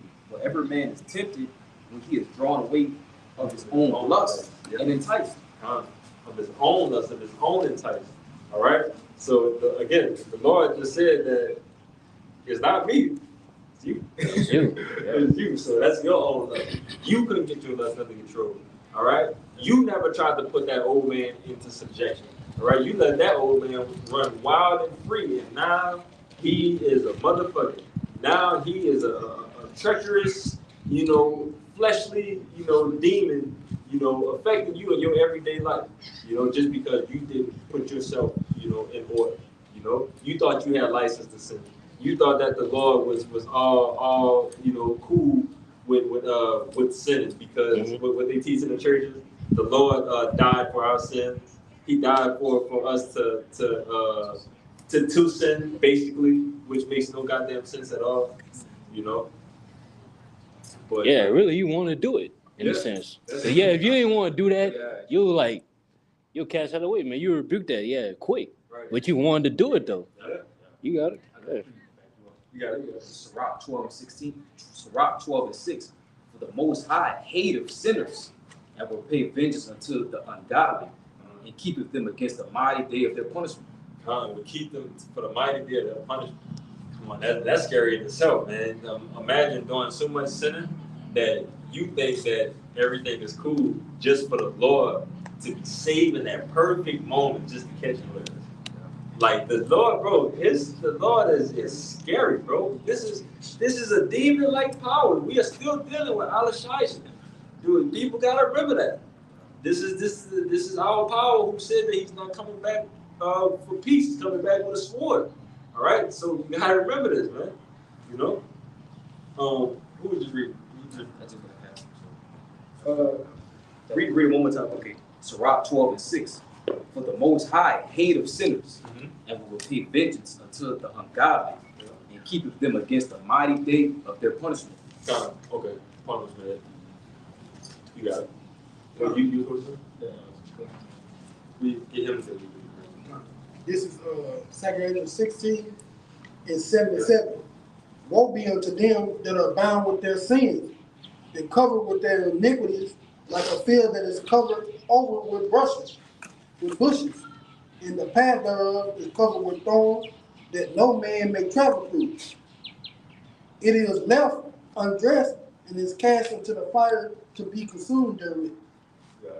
When I brought that out, just to back up what he brought out in this Sirach, you're gonna keep sinning, the Lord gonna let you sin, but he's gonna destroy you for it. But you got it out. God. This is at 1 Corinthians 15 and verse 50. It says, now this I say, brethren, that flesh and blood cannot inherit the kingdom of the Most High. Neither do corruption inherit incorruption. So flesh and blood cannot inherit the kingdom of the Most High. All right, so therefore we cannot take these bodies. All right, because again, these bodies is wretched. These bodies is corrupted. You know, and there's just nothing good that can come about. You know. But what it said? Continue. It says, behold, I shew you a mystery. We shall not all sleep, but we shall all be changed. We should all be changed. You know, another precept for those new bodies that we're going to get, along with the new covenant being in the inward parts, along with us being like Yahushua, you know, along with us being joint heirs, and you know, so on and so forth, being in those celestial bodies. All right, what it mentioned again? It says, we should not all sleep, but we all should be changed. We should be changed. All right, again, changed into that celestial bodies, you know, that's full of glory. You know, but you got something? Let's dive. You got it. This is kind of passing. You can just bring it up. This is Proverbs 25 and verse 28. It says, he that have no rule over his own spirit is like a city that is broken down and without walls. A city that's broken down with no walls. Because what's the point of having walls around the city? It's for defense. Yeah. All right. So a man that has no control over himself is equal to a city with no walls. All right. Which means that you're in the goddamn wrong, man. All right. You need to have control of yourself. You need to have control of yourself. You need to, again, keep that old man into subjection. That's how you keep yourself under control. That's how you be a disciple. That's how you be a disciple of Yahweh Shai, maintaining that discipline. All right, and then discipline to again keep your hands on the plow and continue to work. All right, knowing that again we brought out earlier, you know, about being weary. Knowing that shit, we all weary. You know, you ain't the only brother that's tired. All right, and I remember the Elder Ariala did a lesson on that. And you can't have that. And this is not the title of this specific lesson, but the basis of it was like not that woe is me spirit, all right? Because every day, you know, no brother is 100% every day of how long we've been pushing this thing. Every day out the week, some brother gonna feel some type of sick, some type of tired, some type of hurt, some type of unmotivated, just don't feel like doing nothing, all right? But knowing that the job has to get done, all right? That's the mindset that you gotta have. It has to get done no matter what. You know? You got it. God, this is just real quick, just to back you up. This is Galatians 6 and verse 8. It says, for he that soweth to his flesh shall of the flesh reap corruption. Yeah. It's like, read that one more time and stop at the corruption. God, this is Galatians 6 and 8. It says, for he that soweth to his flesh shall of the flesh reap corruption. So if you sow to the flesh, you're going to reap of the flesh corruption. All right, that's the outcome of being in that spirit, you know, of being of the flesh, you know, not being of the spirit, you know. You got it. But he that soweth to the Spirit shall of the Spirit reap life everlasting. You should reap life everlasting. All right. So one of them you're going to reap death, and one of them you're going to reap life everlasting. All right. So hearken into the spirit, man. You know, remain in the spirit. Remain in under the wings of Yahweh Shema Shah, man. You know, we left the congregation of the dead for a reason, man. Just to be full of this breath of life. All right. You got it. Oh, yeah. Somebody go ahead. In verse 9, and it says, and let us not be weary in well doing, for in due season we shall reap if we faint not. There we go with that weary again. You know, we shall reap in due season if we faint not. All right. I'm thinking about the other one, Sirach. It's like bring it. Brother got a precept so I can find this real quick. Go ahead, bring it up real quick. This is James 1:21, and it says, wherefore lay apart all filthiness and superfluity of naughtiness, and receive with meekness and grafted word, which is able to save your souls. You got it, brother. God, and pretty much, you know, that's the doing of putting off that old man. You got to lay apart all those filthy and useless, you know, thoughts of the world, man. Because if you put that away and you take heed to this word, it's able to save your soul. Everything that's being put in this Bible is able to keep you in straits, you know. You got it. This is the book of Sirach, chapter 2, verse 12, and it reads, woe be to fearful hearts and faint hands, and consider that goeth two ways. Go ahead. Verse 13, woe unto him that is faint-hearted, for he believeth not, therefore shall he not be defended. Woe unto you that have lost patience, and what will he do when the Lord shall visit you? So we start off with verse 12 and saying, woe be to the fearful hearts and the faint hands, and the sinner that goeth two ways. Right? The sinner that goeth two ways is somebody that's trying to play the fence. And no such thing as playing the fence with the Lord. You're either with it or you're not. All right? And that's plain and simple. If you're not, you're an enemy. If you're with it, you're a brother. All right? But it says, woe unto him that is faint-hearted, for he believeth not, therefore shall he not be defended. All right? So if you don't think this is the truth, man, you don't think this is the truth, you don't believe in this thing, hey, stay where you are. All right? If you don't believe that your salvation comes through, is going to come through the chariots, you know, through these clouds, you know, spoken of in the scriptures, you know, which we know to be chariots, or which you know to be UFOs. All right. If you don't believe these things, and you don't believe that the Lord again is coming back to save you, so-called Negroes, Latinos, and Native Americans, all right, this ain't for you, man. Therefore, should he not be defended? The Lord is not going to defend you in those times. All right. You don't believe in this? I'm not going to defend you. Plain and simple. All right. But verse 14 says, "Woe unto you that have lost patience, and what will ye do when the Lord shall visit you?" All right. So that's what we're not trying to do. All right. We're not trying to lose patience. We're not trying to grow weary here at these end times. All right, because if you go weary at these times, bro, come on, man. Again, I'm thinking of a picture of you brothers probably seen this picture. It was two men with the picking axe, and they picking through the cave. And as they pick him through the cave, you see one is this goddamn close, like one more hit, and he gonna get the diamond. He gonna get the reward, but he quit right there before he took that last hit. And they got somebody else that's right behind him that you see in his fucking eyes that he know that diamond is right there. All right, you want to be in that spirit of trying to get that goddamn diamond. All right, because that moment that you get there and you know the Lord gonna give you that vision too. He gonna show you that, hey, look how close you were. You was almost there. You was almost there, and you quit right there. And that's gonna be part of that. Some men waking up to that everlasting shame. Daniel 12:2. You know, you don't want to be up there, man. That's scary in itself too. You know. No, fast. This is Revelation chapter 3, verse 11. Behold, I come quickly. Hold that fast which thou hast, that no man take thy crown. Yeah, like you said, brother, like we gotta hold fast what we have, man. Was this belief, this faith that we have, man. We gotta hold on to it. You know, this word. You know? and let nobody take it away from us, man. Even ourselves, you know, because we can see it, man. That reward that we be talking about, it's closely to us, man. It's nearer to us, for us to receive, to us to retain. So why quit now, man? We were close towards that finish line. Right. You got it. Yeah.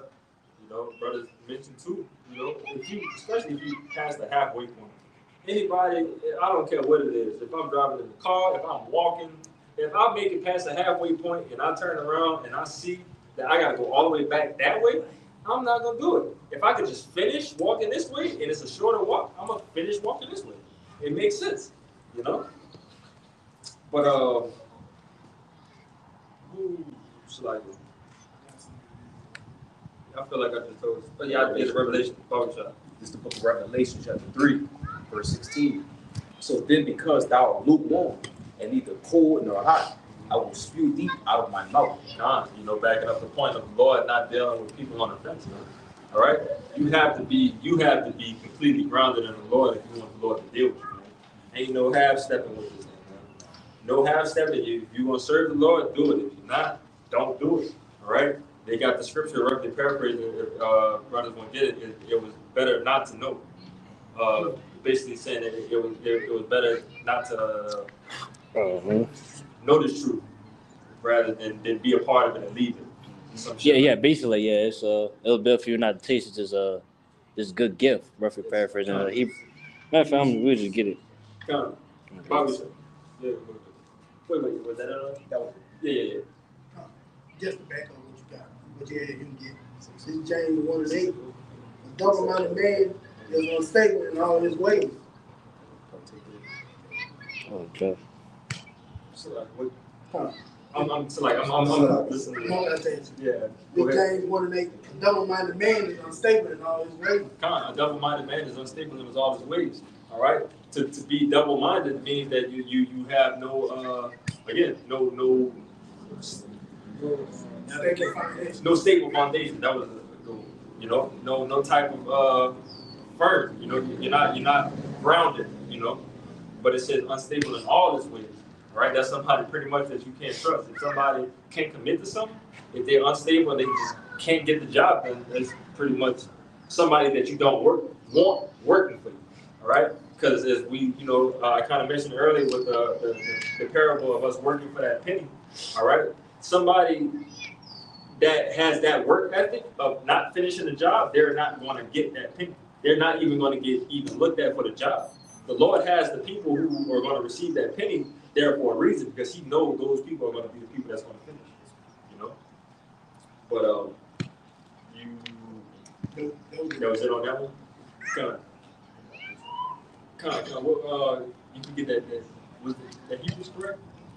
Is the one you No, 2 Peter 2, huh? Yeah. That's it. Yeah. It's That's it. the book of 2 Peter, chapter 2, verse 21.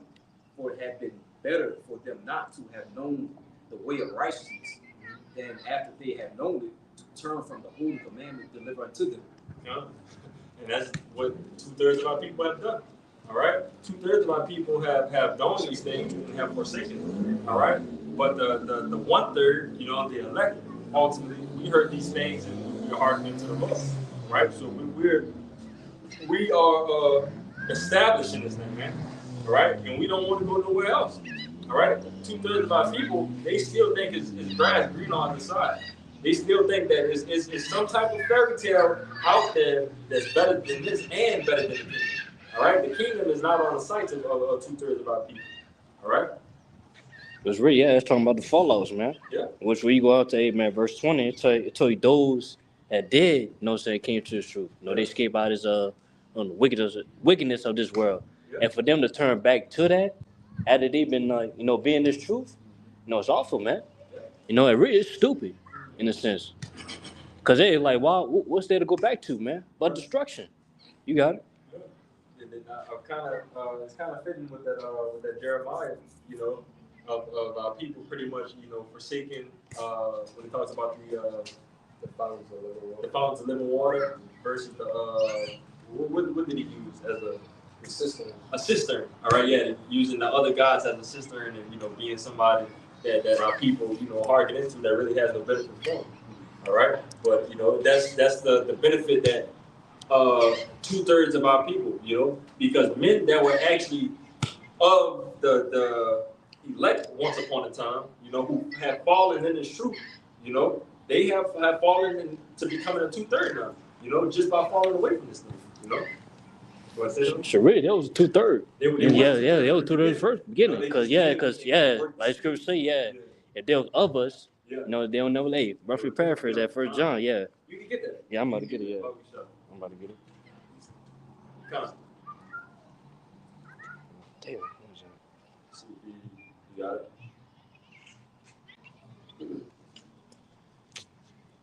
Now you can go. Yeah, go ahead. This 2 Timothy 3, it starts at verse 14.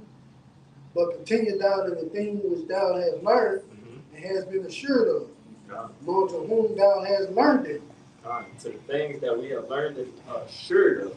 All right? And I'm assured of this truth. I'm assured of the scriptures. I'm assured of the Yahweh Shai. All right? So it tells you to what? Read for the top again? 2 Timothy 3 and 14.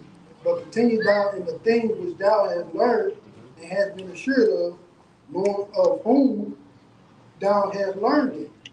So not only did we learn these things from our elders and apostles first and foremost through the spirit of Yahweh Shai, but again.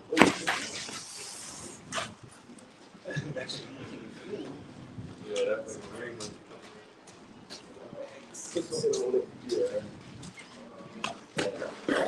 That's a bad. Yeah.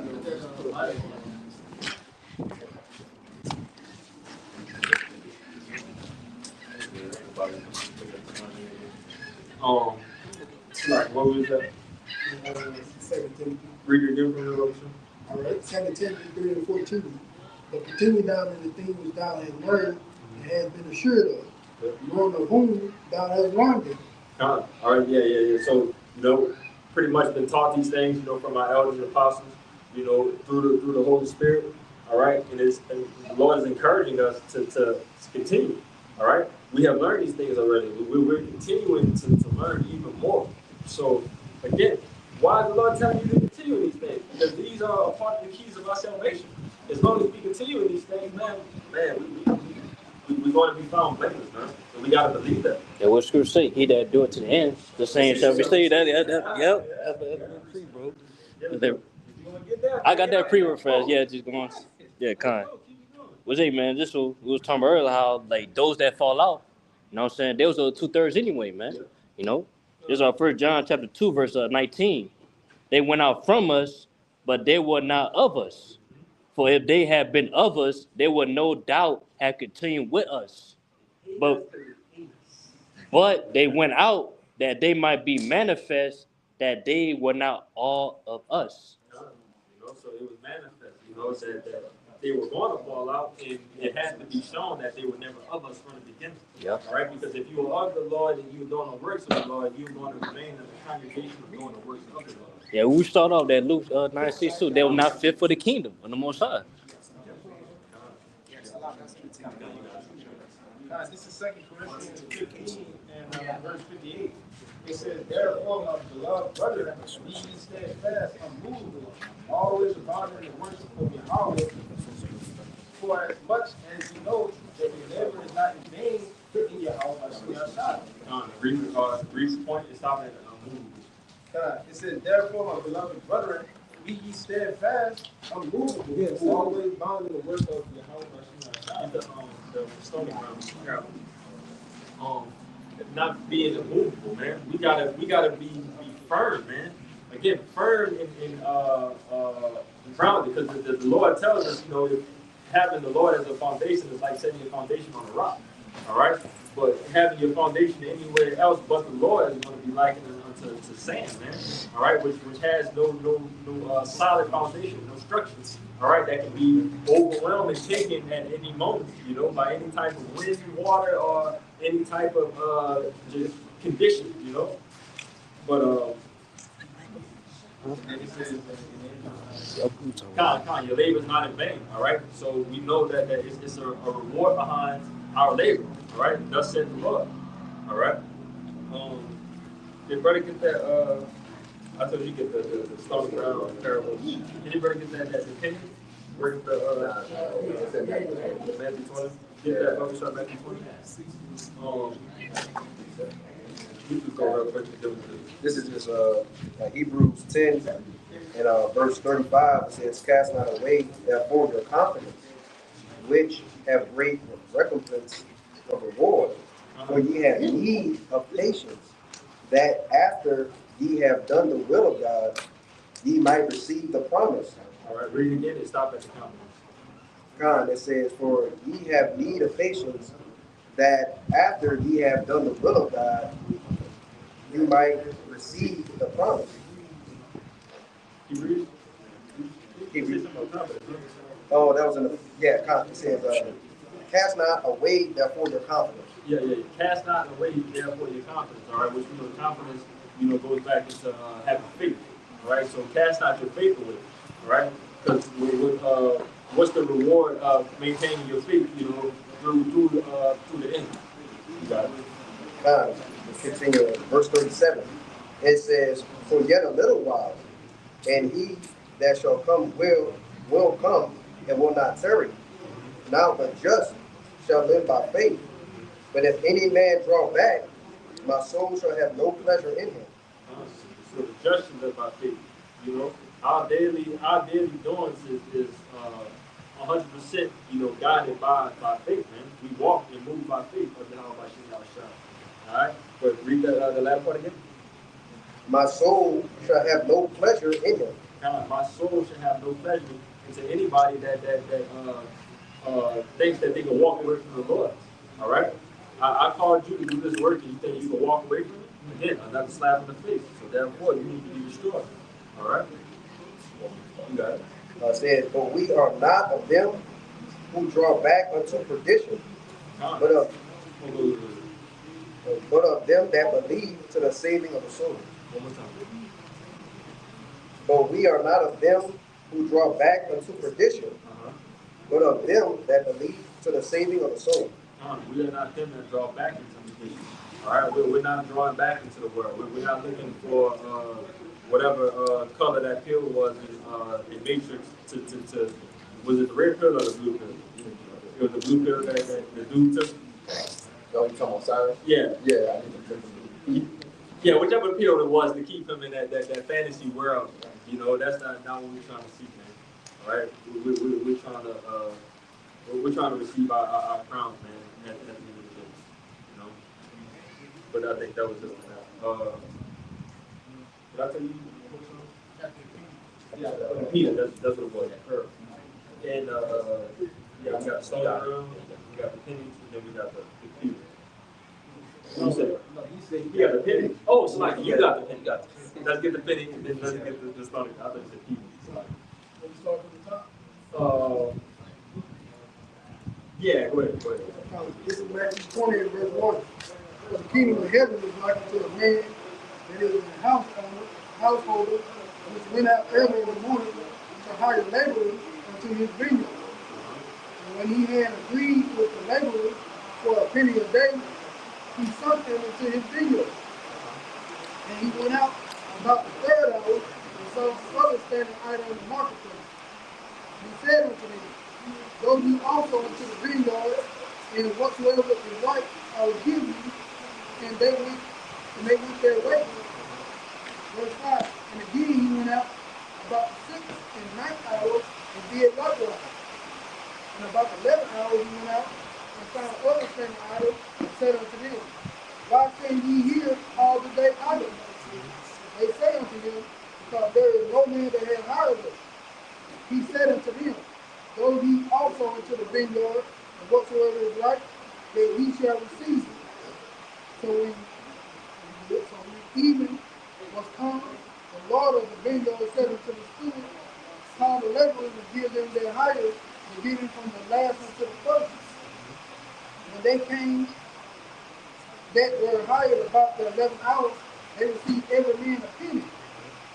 But when the first came, they supposed that they should receive more. They, So the first, read that part. You see more? but when the first came, they supposed that they should receive more. So we got that the first came that started to receive more, and the ones that came in at the 11th hour, all right? Everybody's still here about to receive that same thing, okay? Because it was part of the agreement, all right? So keep going. And they likewise received every man a penny. And when they had received it, they murmured against the good man of the house, saying, these lads that wrought the one, You good? Yeah, these you lads good. that wrought but 1 Huh? hour, and thou hast made them equal unto us, Oh, which have borne the burden of the heat of the day. hold on.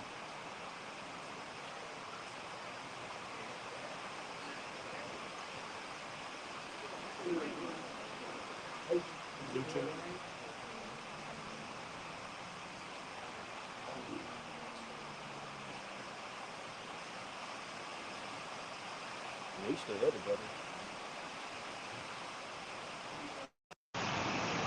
Yes.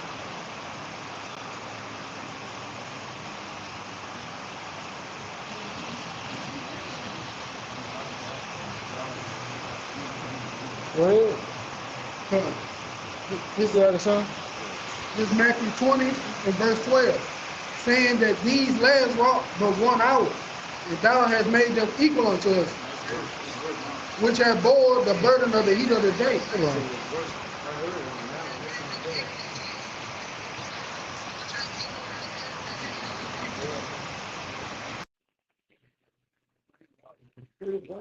Hey, go ahead. Come on. I put it on isolation mode. Go ahead. All right, son. Matthew 20 and verse 13. But he answered one of them and said, Friend, I do thee no wrong. Didst thou agree with me for a penny? Says go.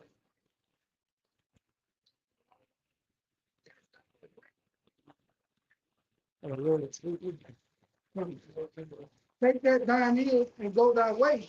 And I will give unto thee the land, even unto thee. It is not lawful for me to do what I will with my own. Is thy eye evil, because I am good? So let the last shall be first, and the first shall be last. For many be called, but few chosen.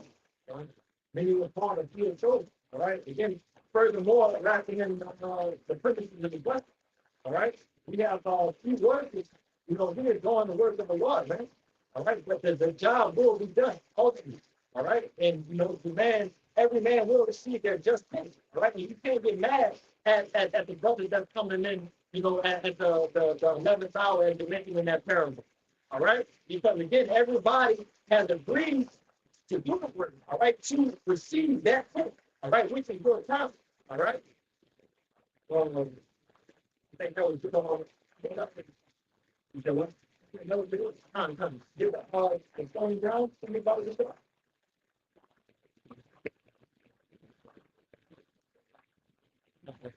yeah. It's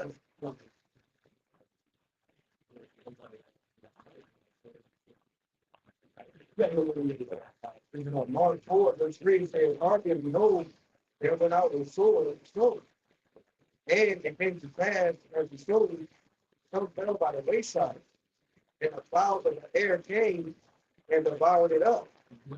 And so fell on stony ground where it had not much earth, and immediately it sprang up, because it had no depth of earth. It had no depth of earth. All right, so that stony ground not having a solid foundation. Okay, keep going. But when the sun was it was scorched, and because it had no root, it withered away. And it withered away because it wasn't grounded. Okay. And some fell among the thorns, and the thorns grew up and choked it, and it yielded no fruit. It yielded no fruit. All right, so it ultimately never accomplished. All right. And then and others fell on the good one and did yield fruit that spring up and increased and brought forth some 30 and some 60 and some 100. And that's what the plant was supposed to be. Okay, it's supposed to fall on that good ground. All right, so now that it's all in good ground, it springs up that good fruit and increase. It brought forth some 30, some 60, and some 100. All right, but again, having that ground is planted through your house by the shot, which is the point of you bringing up these terrorists. All right, not the stony ground. All right, not where it doesn't have any foundation where the plant can't do it, where it, it do the things that it needs to do. All right, but it has to be in a good ground so it can flourish and can do what the will of it needs to be done. And was that fruit that represents the elect. So basically everything that we're doing, right, a teaching word, and more so applying it, we gotta do it for the application of the elect, man, and ourselves too. You got it. Very good. Hold on, Dave. All of the elected to us. Yeah, one time. You got it. Bring it on, bring it on. Second Peter 1:10. Whether for the wrath of brethren is diligent to make the calling the election sure. So if you do these things, you should never fail. You should never fail. All right? You should never fail if you want to work with the Lord to make your calling and your election sure. All right? So again, we know the things that we need to do. And God has given us the things that we need to do. According to our salvation. You put in Second Peter chapter 1, verse 10, wherefore the wrath of brethren is diligent to make the calling the election sure. So if he doing these things, he should never fail. He should never fail. All right?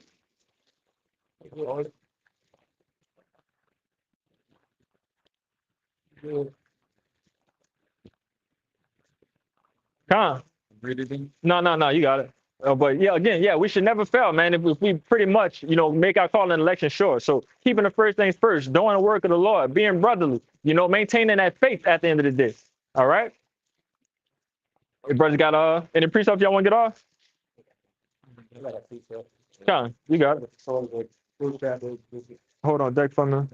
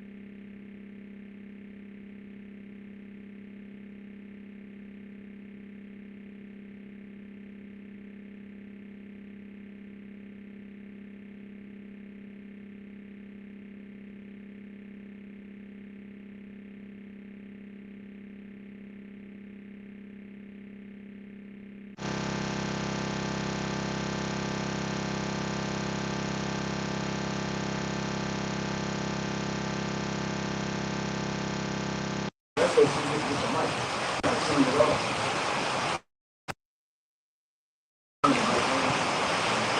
I see. I think it's back on.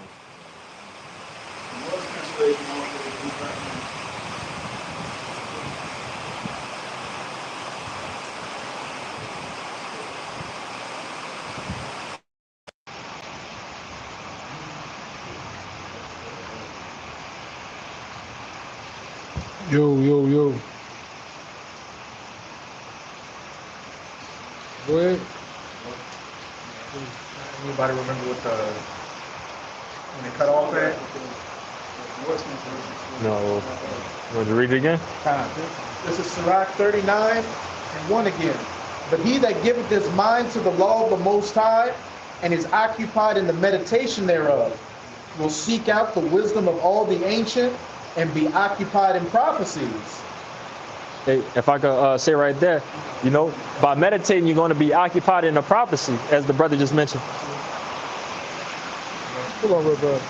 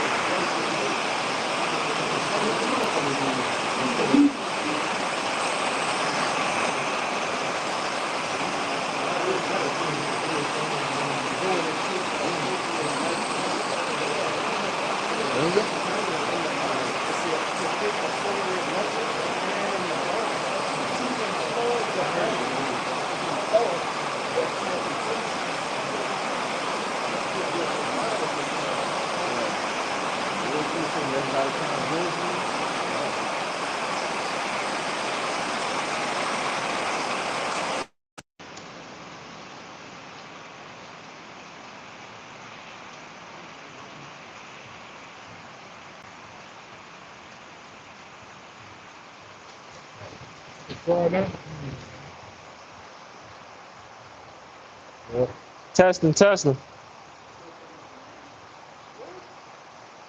Yo.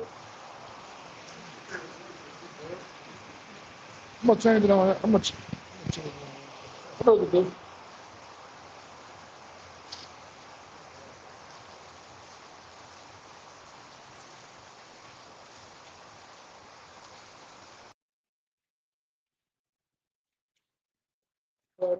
Yeah. Testing. Testing.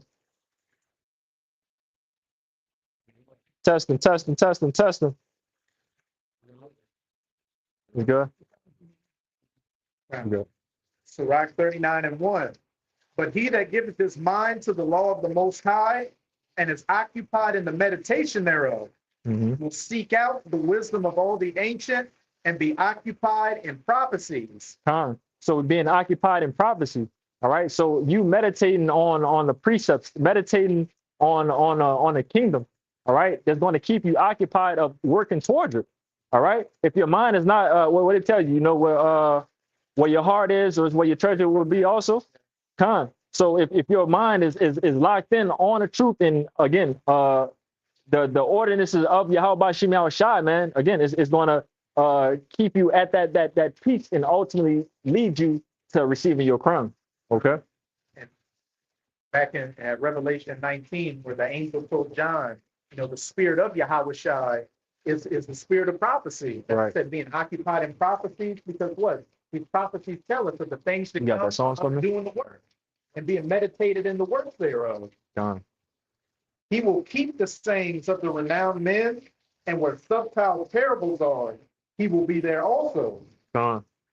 The renowned men. All right. We have teachers like we have had elders and apostles, you know, that has been, you know, preaching, you know, long before us, man. 10, 20 years before brothers even came into this thing, man. All right. And that's through the spirit of Yahweh Shem Yahushai that these our elders and apostles are preaching these things, and us hearkening to him, hearkening to our elders and apostles. Salakia. I think y'all said y'all brought up that parable of the laborers. Yep. Getting The penny. we're all going to receive the same penny. Yep. You know, the apostles were out here first, preaching for decades. And, you know, we came in, you know, decades later. Yep. But we're all working towards that same reward. And we're all going to receive that same reward if we endure. And again, bringing in that point even more, you can't have that nigga mindset of hating pretty much. Yeah. You hating on brothers that's been striving in the truth before you.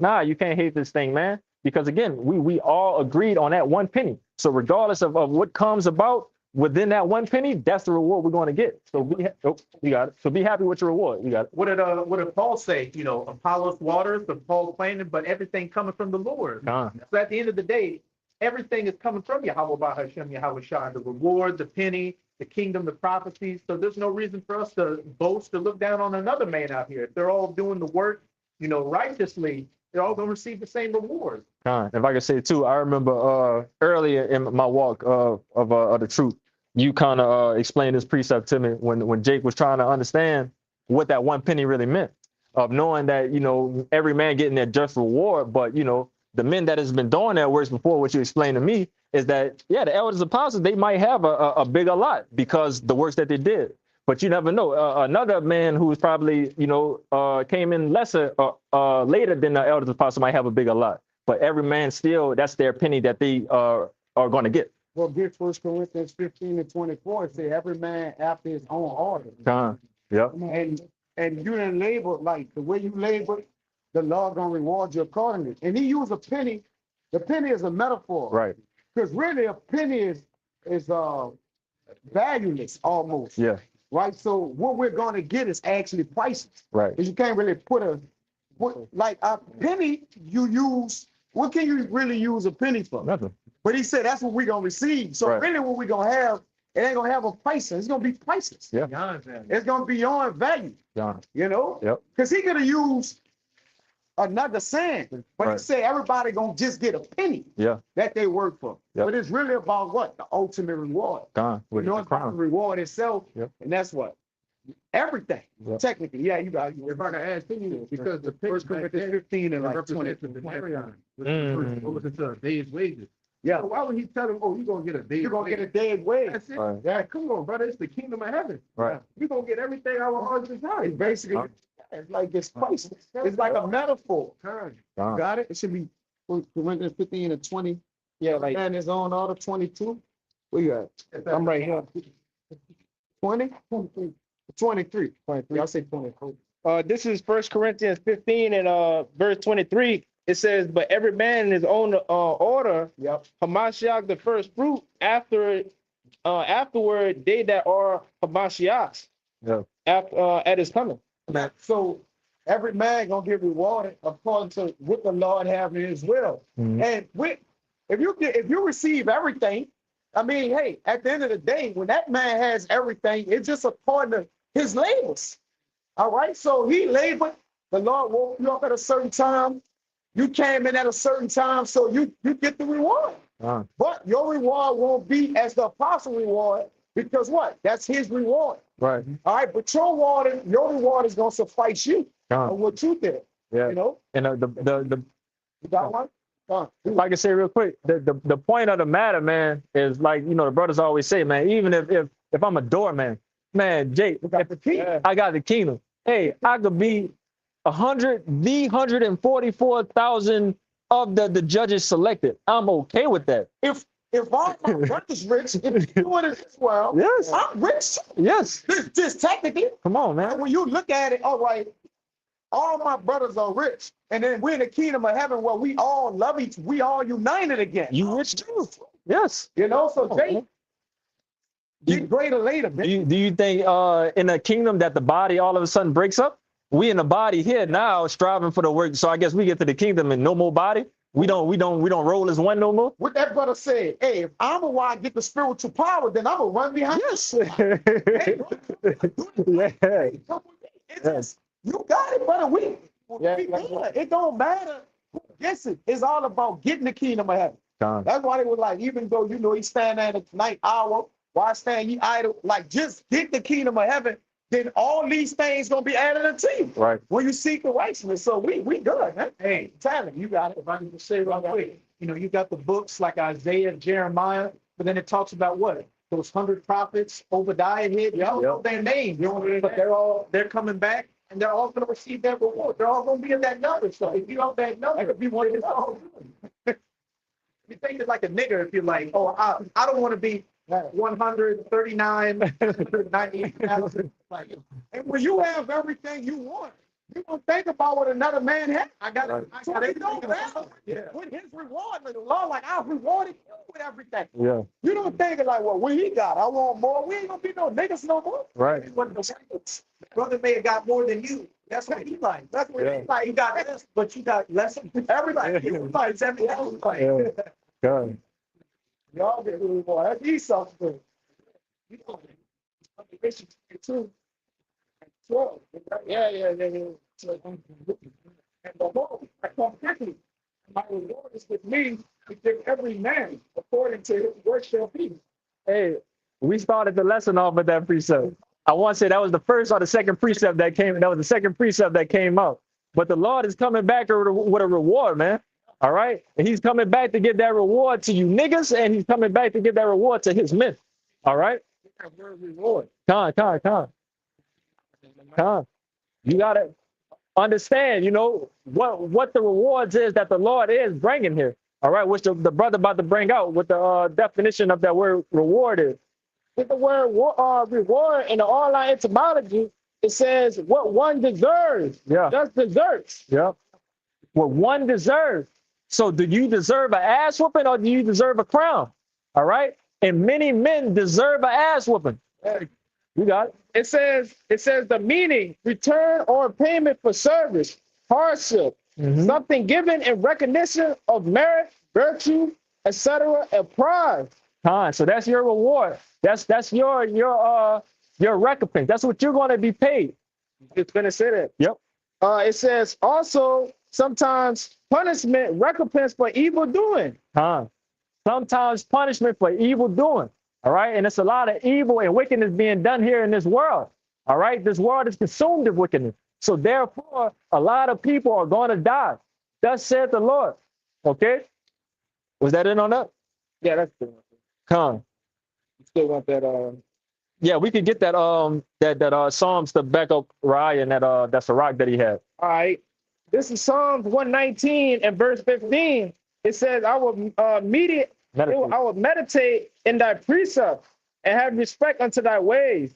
I will meditate, you know, pretty much backing up what the brother brought out, you know, us meditating on these precepts, you know, ultimately to keep us at peace, you know, ultimately keep us, you know, ready for the times of trouble. Okay, because that's what we need. We need Yahweh Shem Shah. We need faith. All right. And we need to be at peace, you know, in order to make it through these times of Jacob's trouble, as I just said. But you want to say something, Kalai? We was looking at that word meditate online etymology. Real quick, just a couple points that was in it. It says to reflect, to consider, to take appropriate measures. It says to plan in the mind, and it's the point, to employ the mind through thought of contemplation. So our mind must be employed to the truth, yeah? Right? In order to what? To earn those that penny. You can read the definitions up to the appropriate measure again. Your spirit influenced that. That's why we constantly exercise ourselves in the worship and it enhance your meditation. But it's like how you worshiping.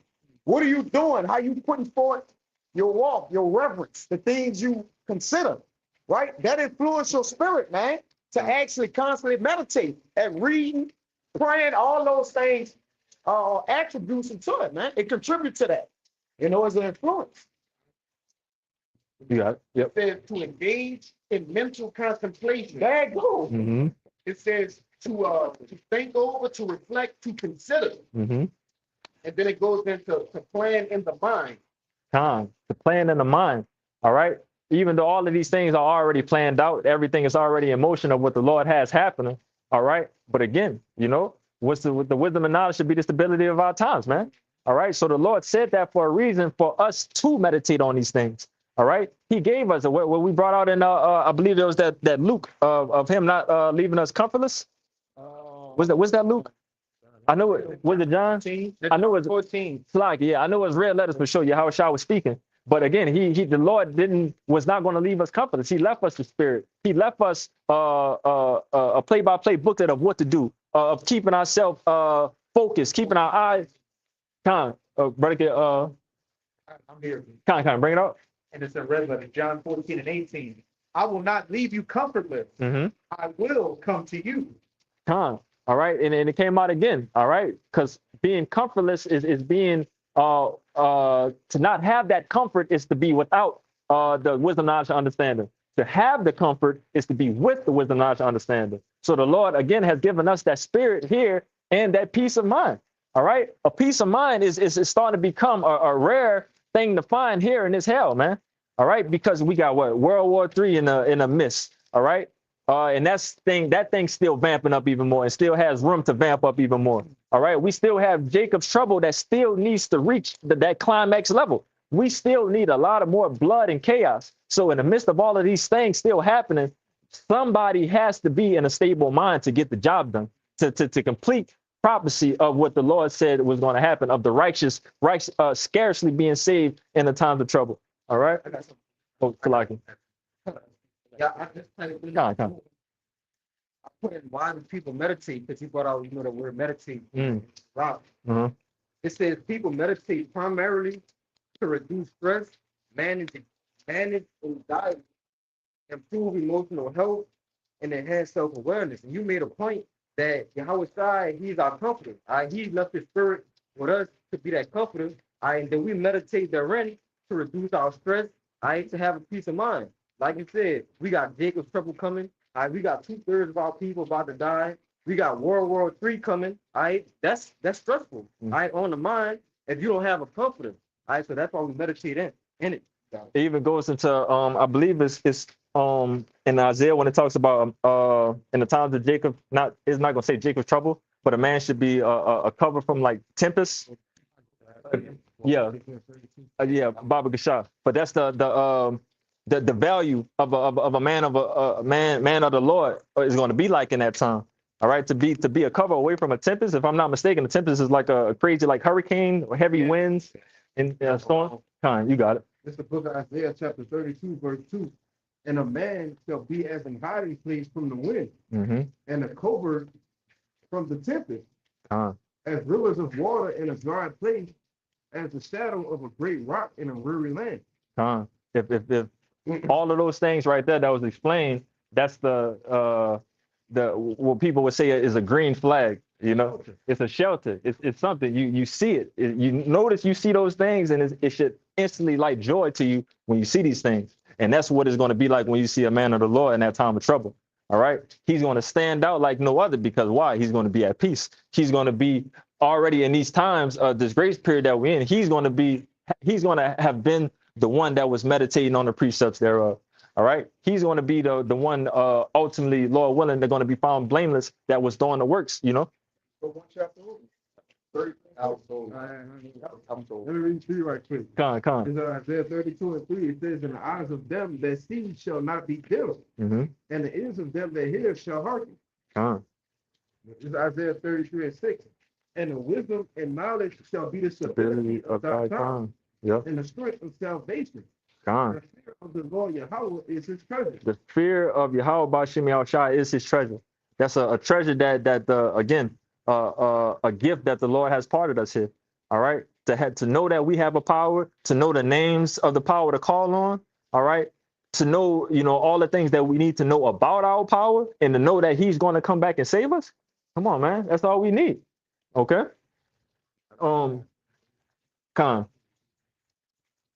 Let's go to where we go. This is 29 chapter. So like, It's John 8 and 31, and it reads, "Then said Yahweh to those Jews which believed on him, if ye continue in my word, and ye are my disciples indeed." That's the point. "And ye shall know the truth, and the truth shall make you free." And go ahead. Make your point. I want you to read it again.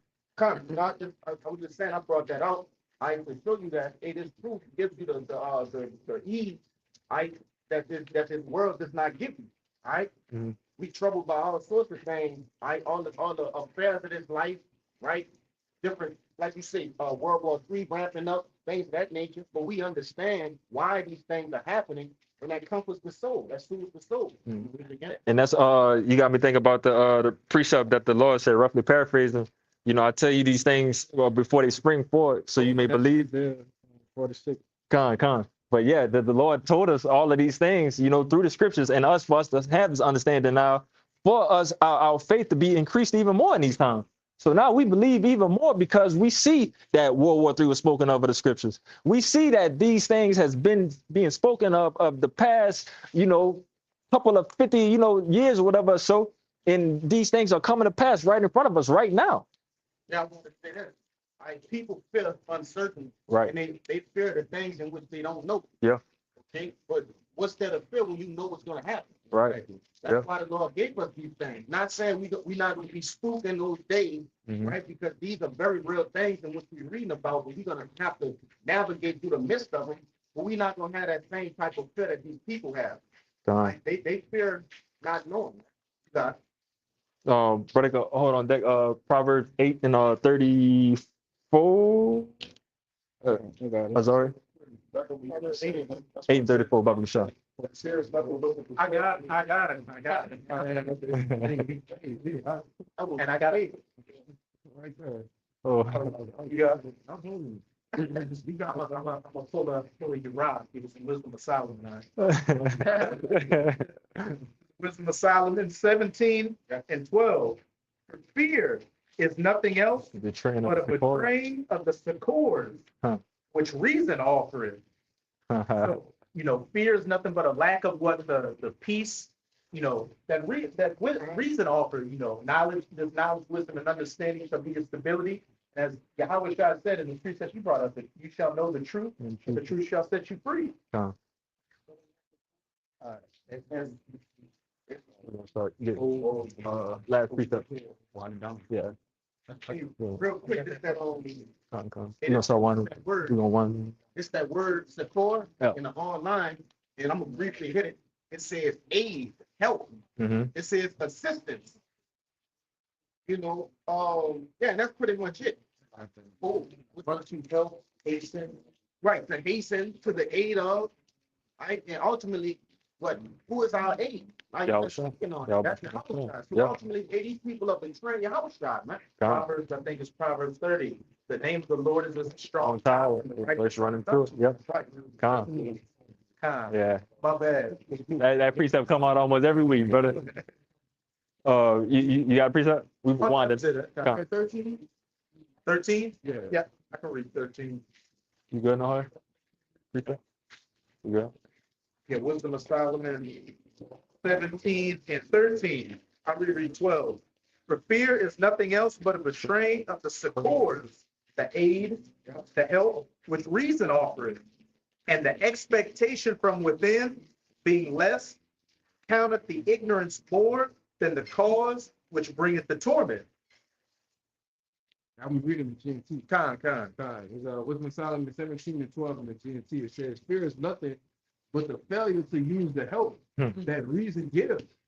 And when you lack the confidence, our confidence is what? It's our faith. So when you lack faith to rely on reason, you give into the fears caused by ignorance.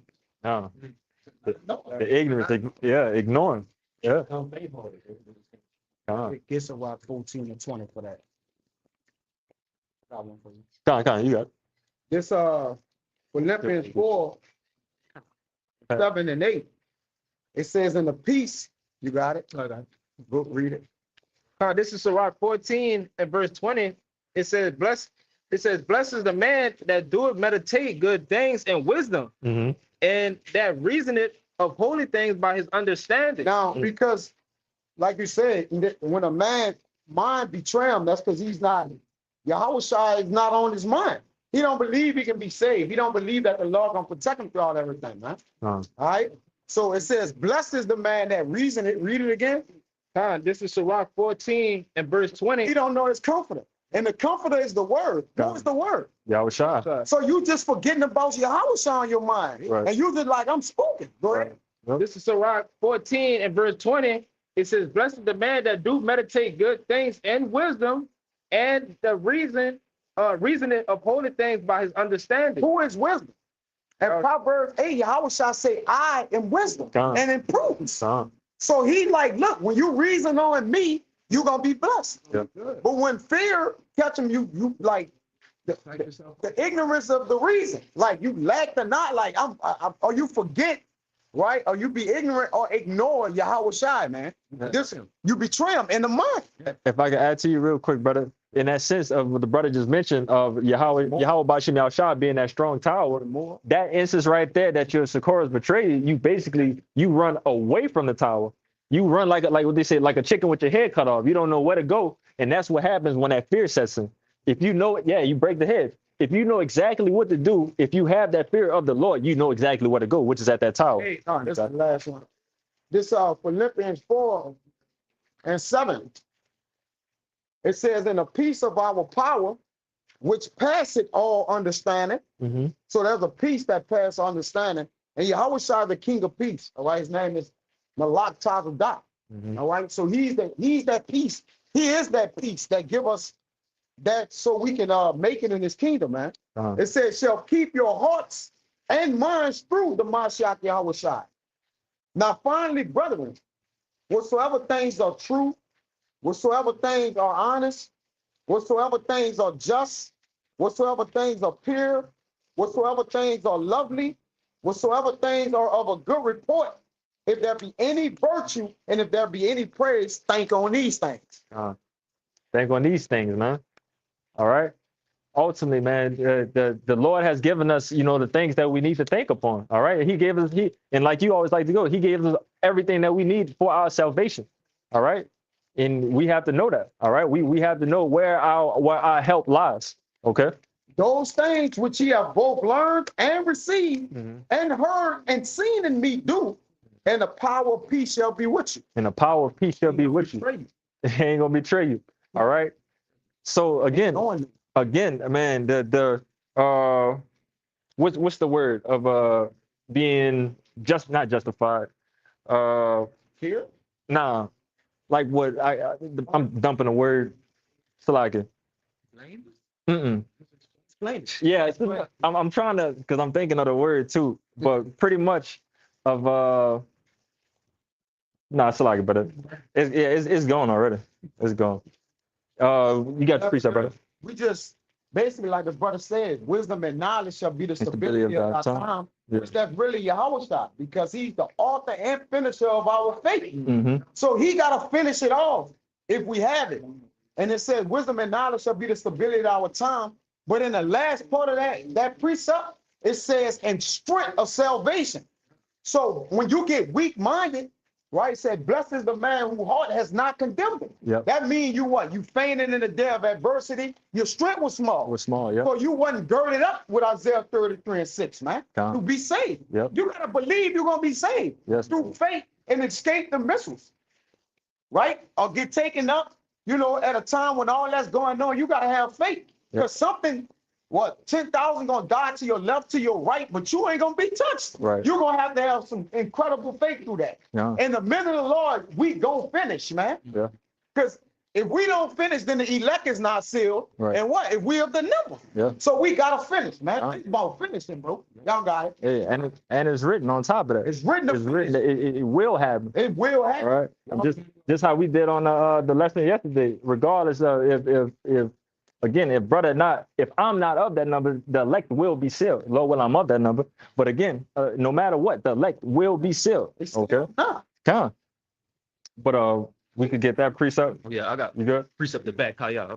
Wrap it. Come. We're gonna shut Just it down. quick one to back Kaya. We gotta shut it down. What's Shut that? it down. Okay. We're gonna shut it down. Hey, well, we pray that this live camp was edifying, trying to get out of here. We're going to give infinite honors and prayers unto Yahweh, Bahashem, Yahweh Shai, Bahashem, Rekagodah. Double honors to the elders and apostles of Great Millstone who taught us his truth.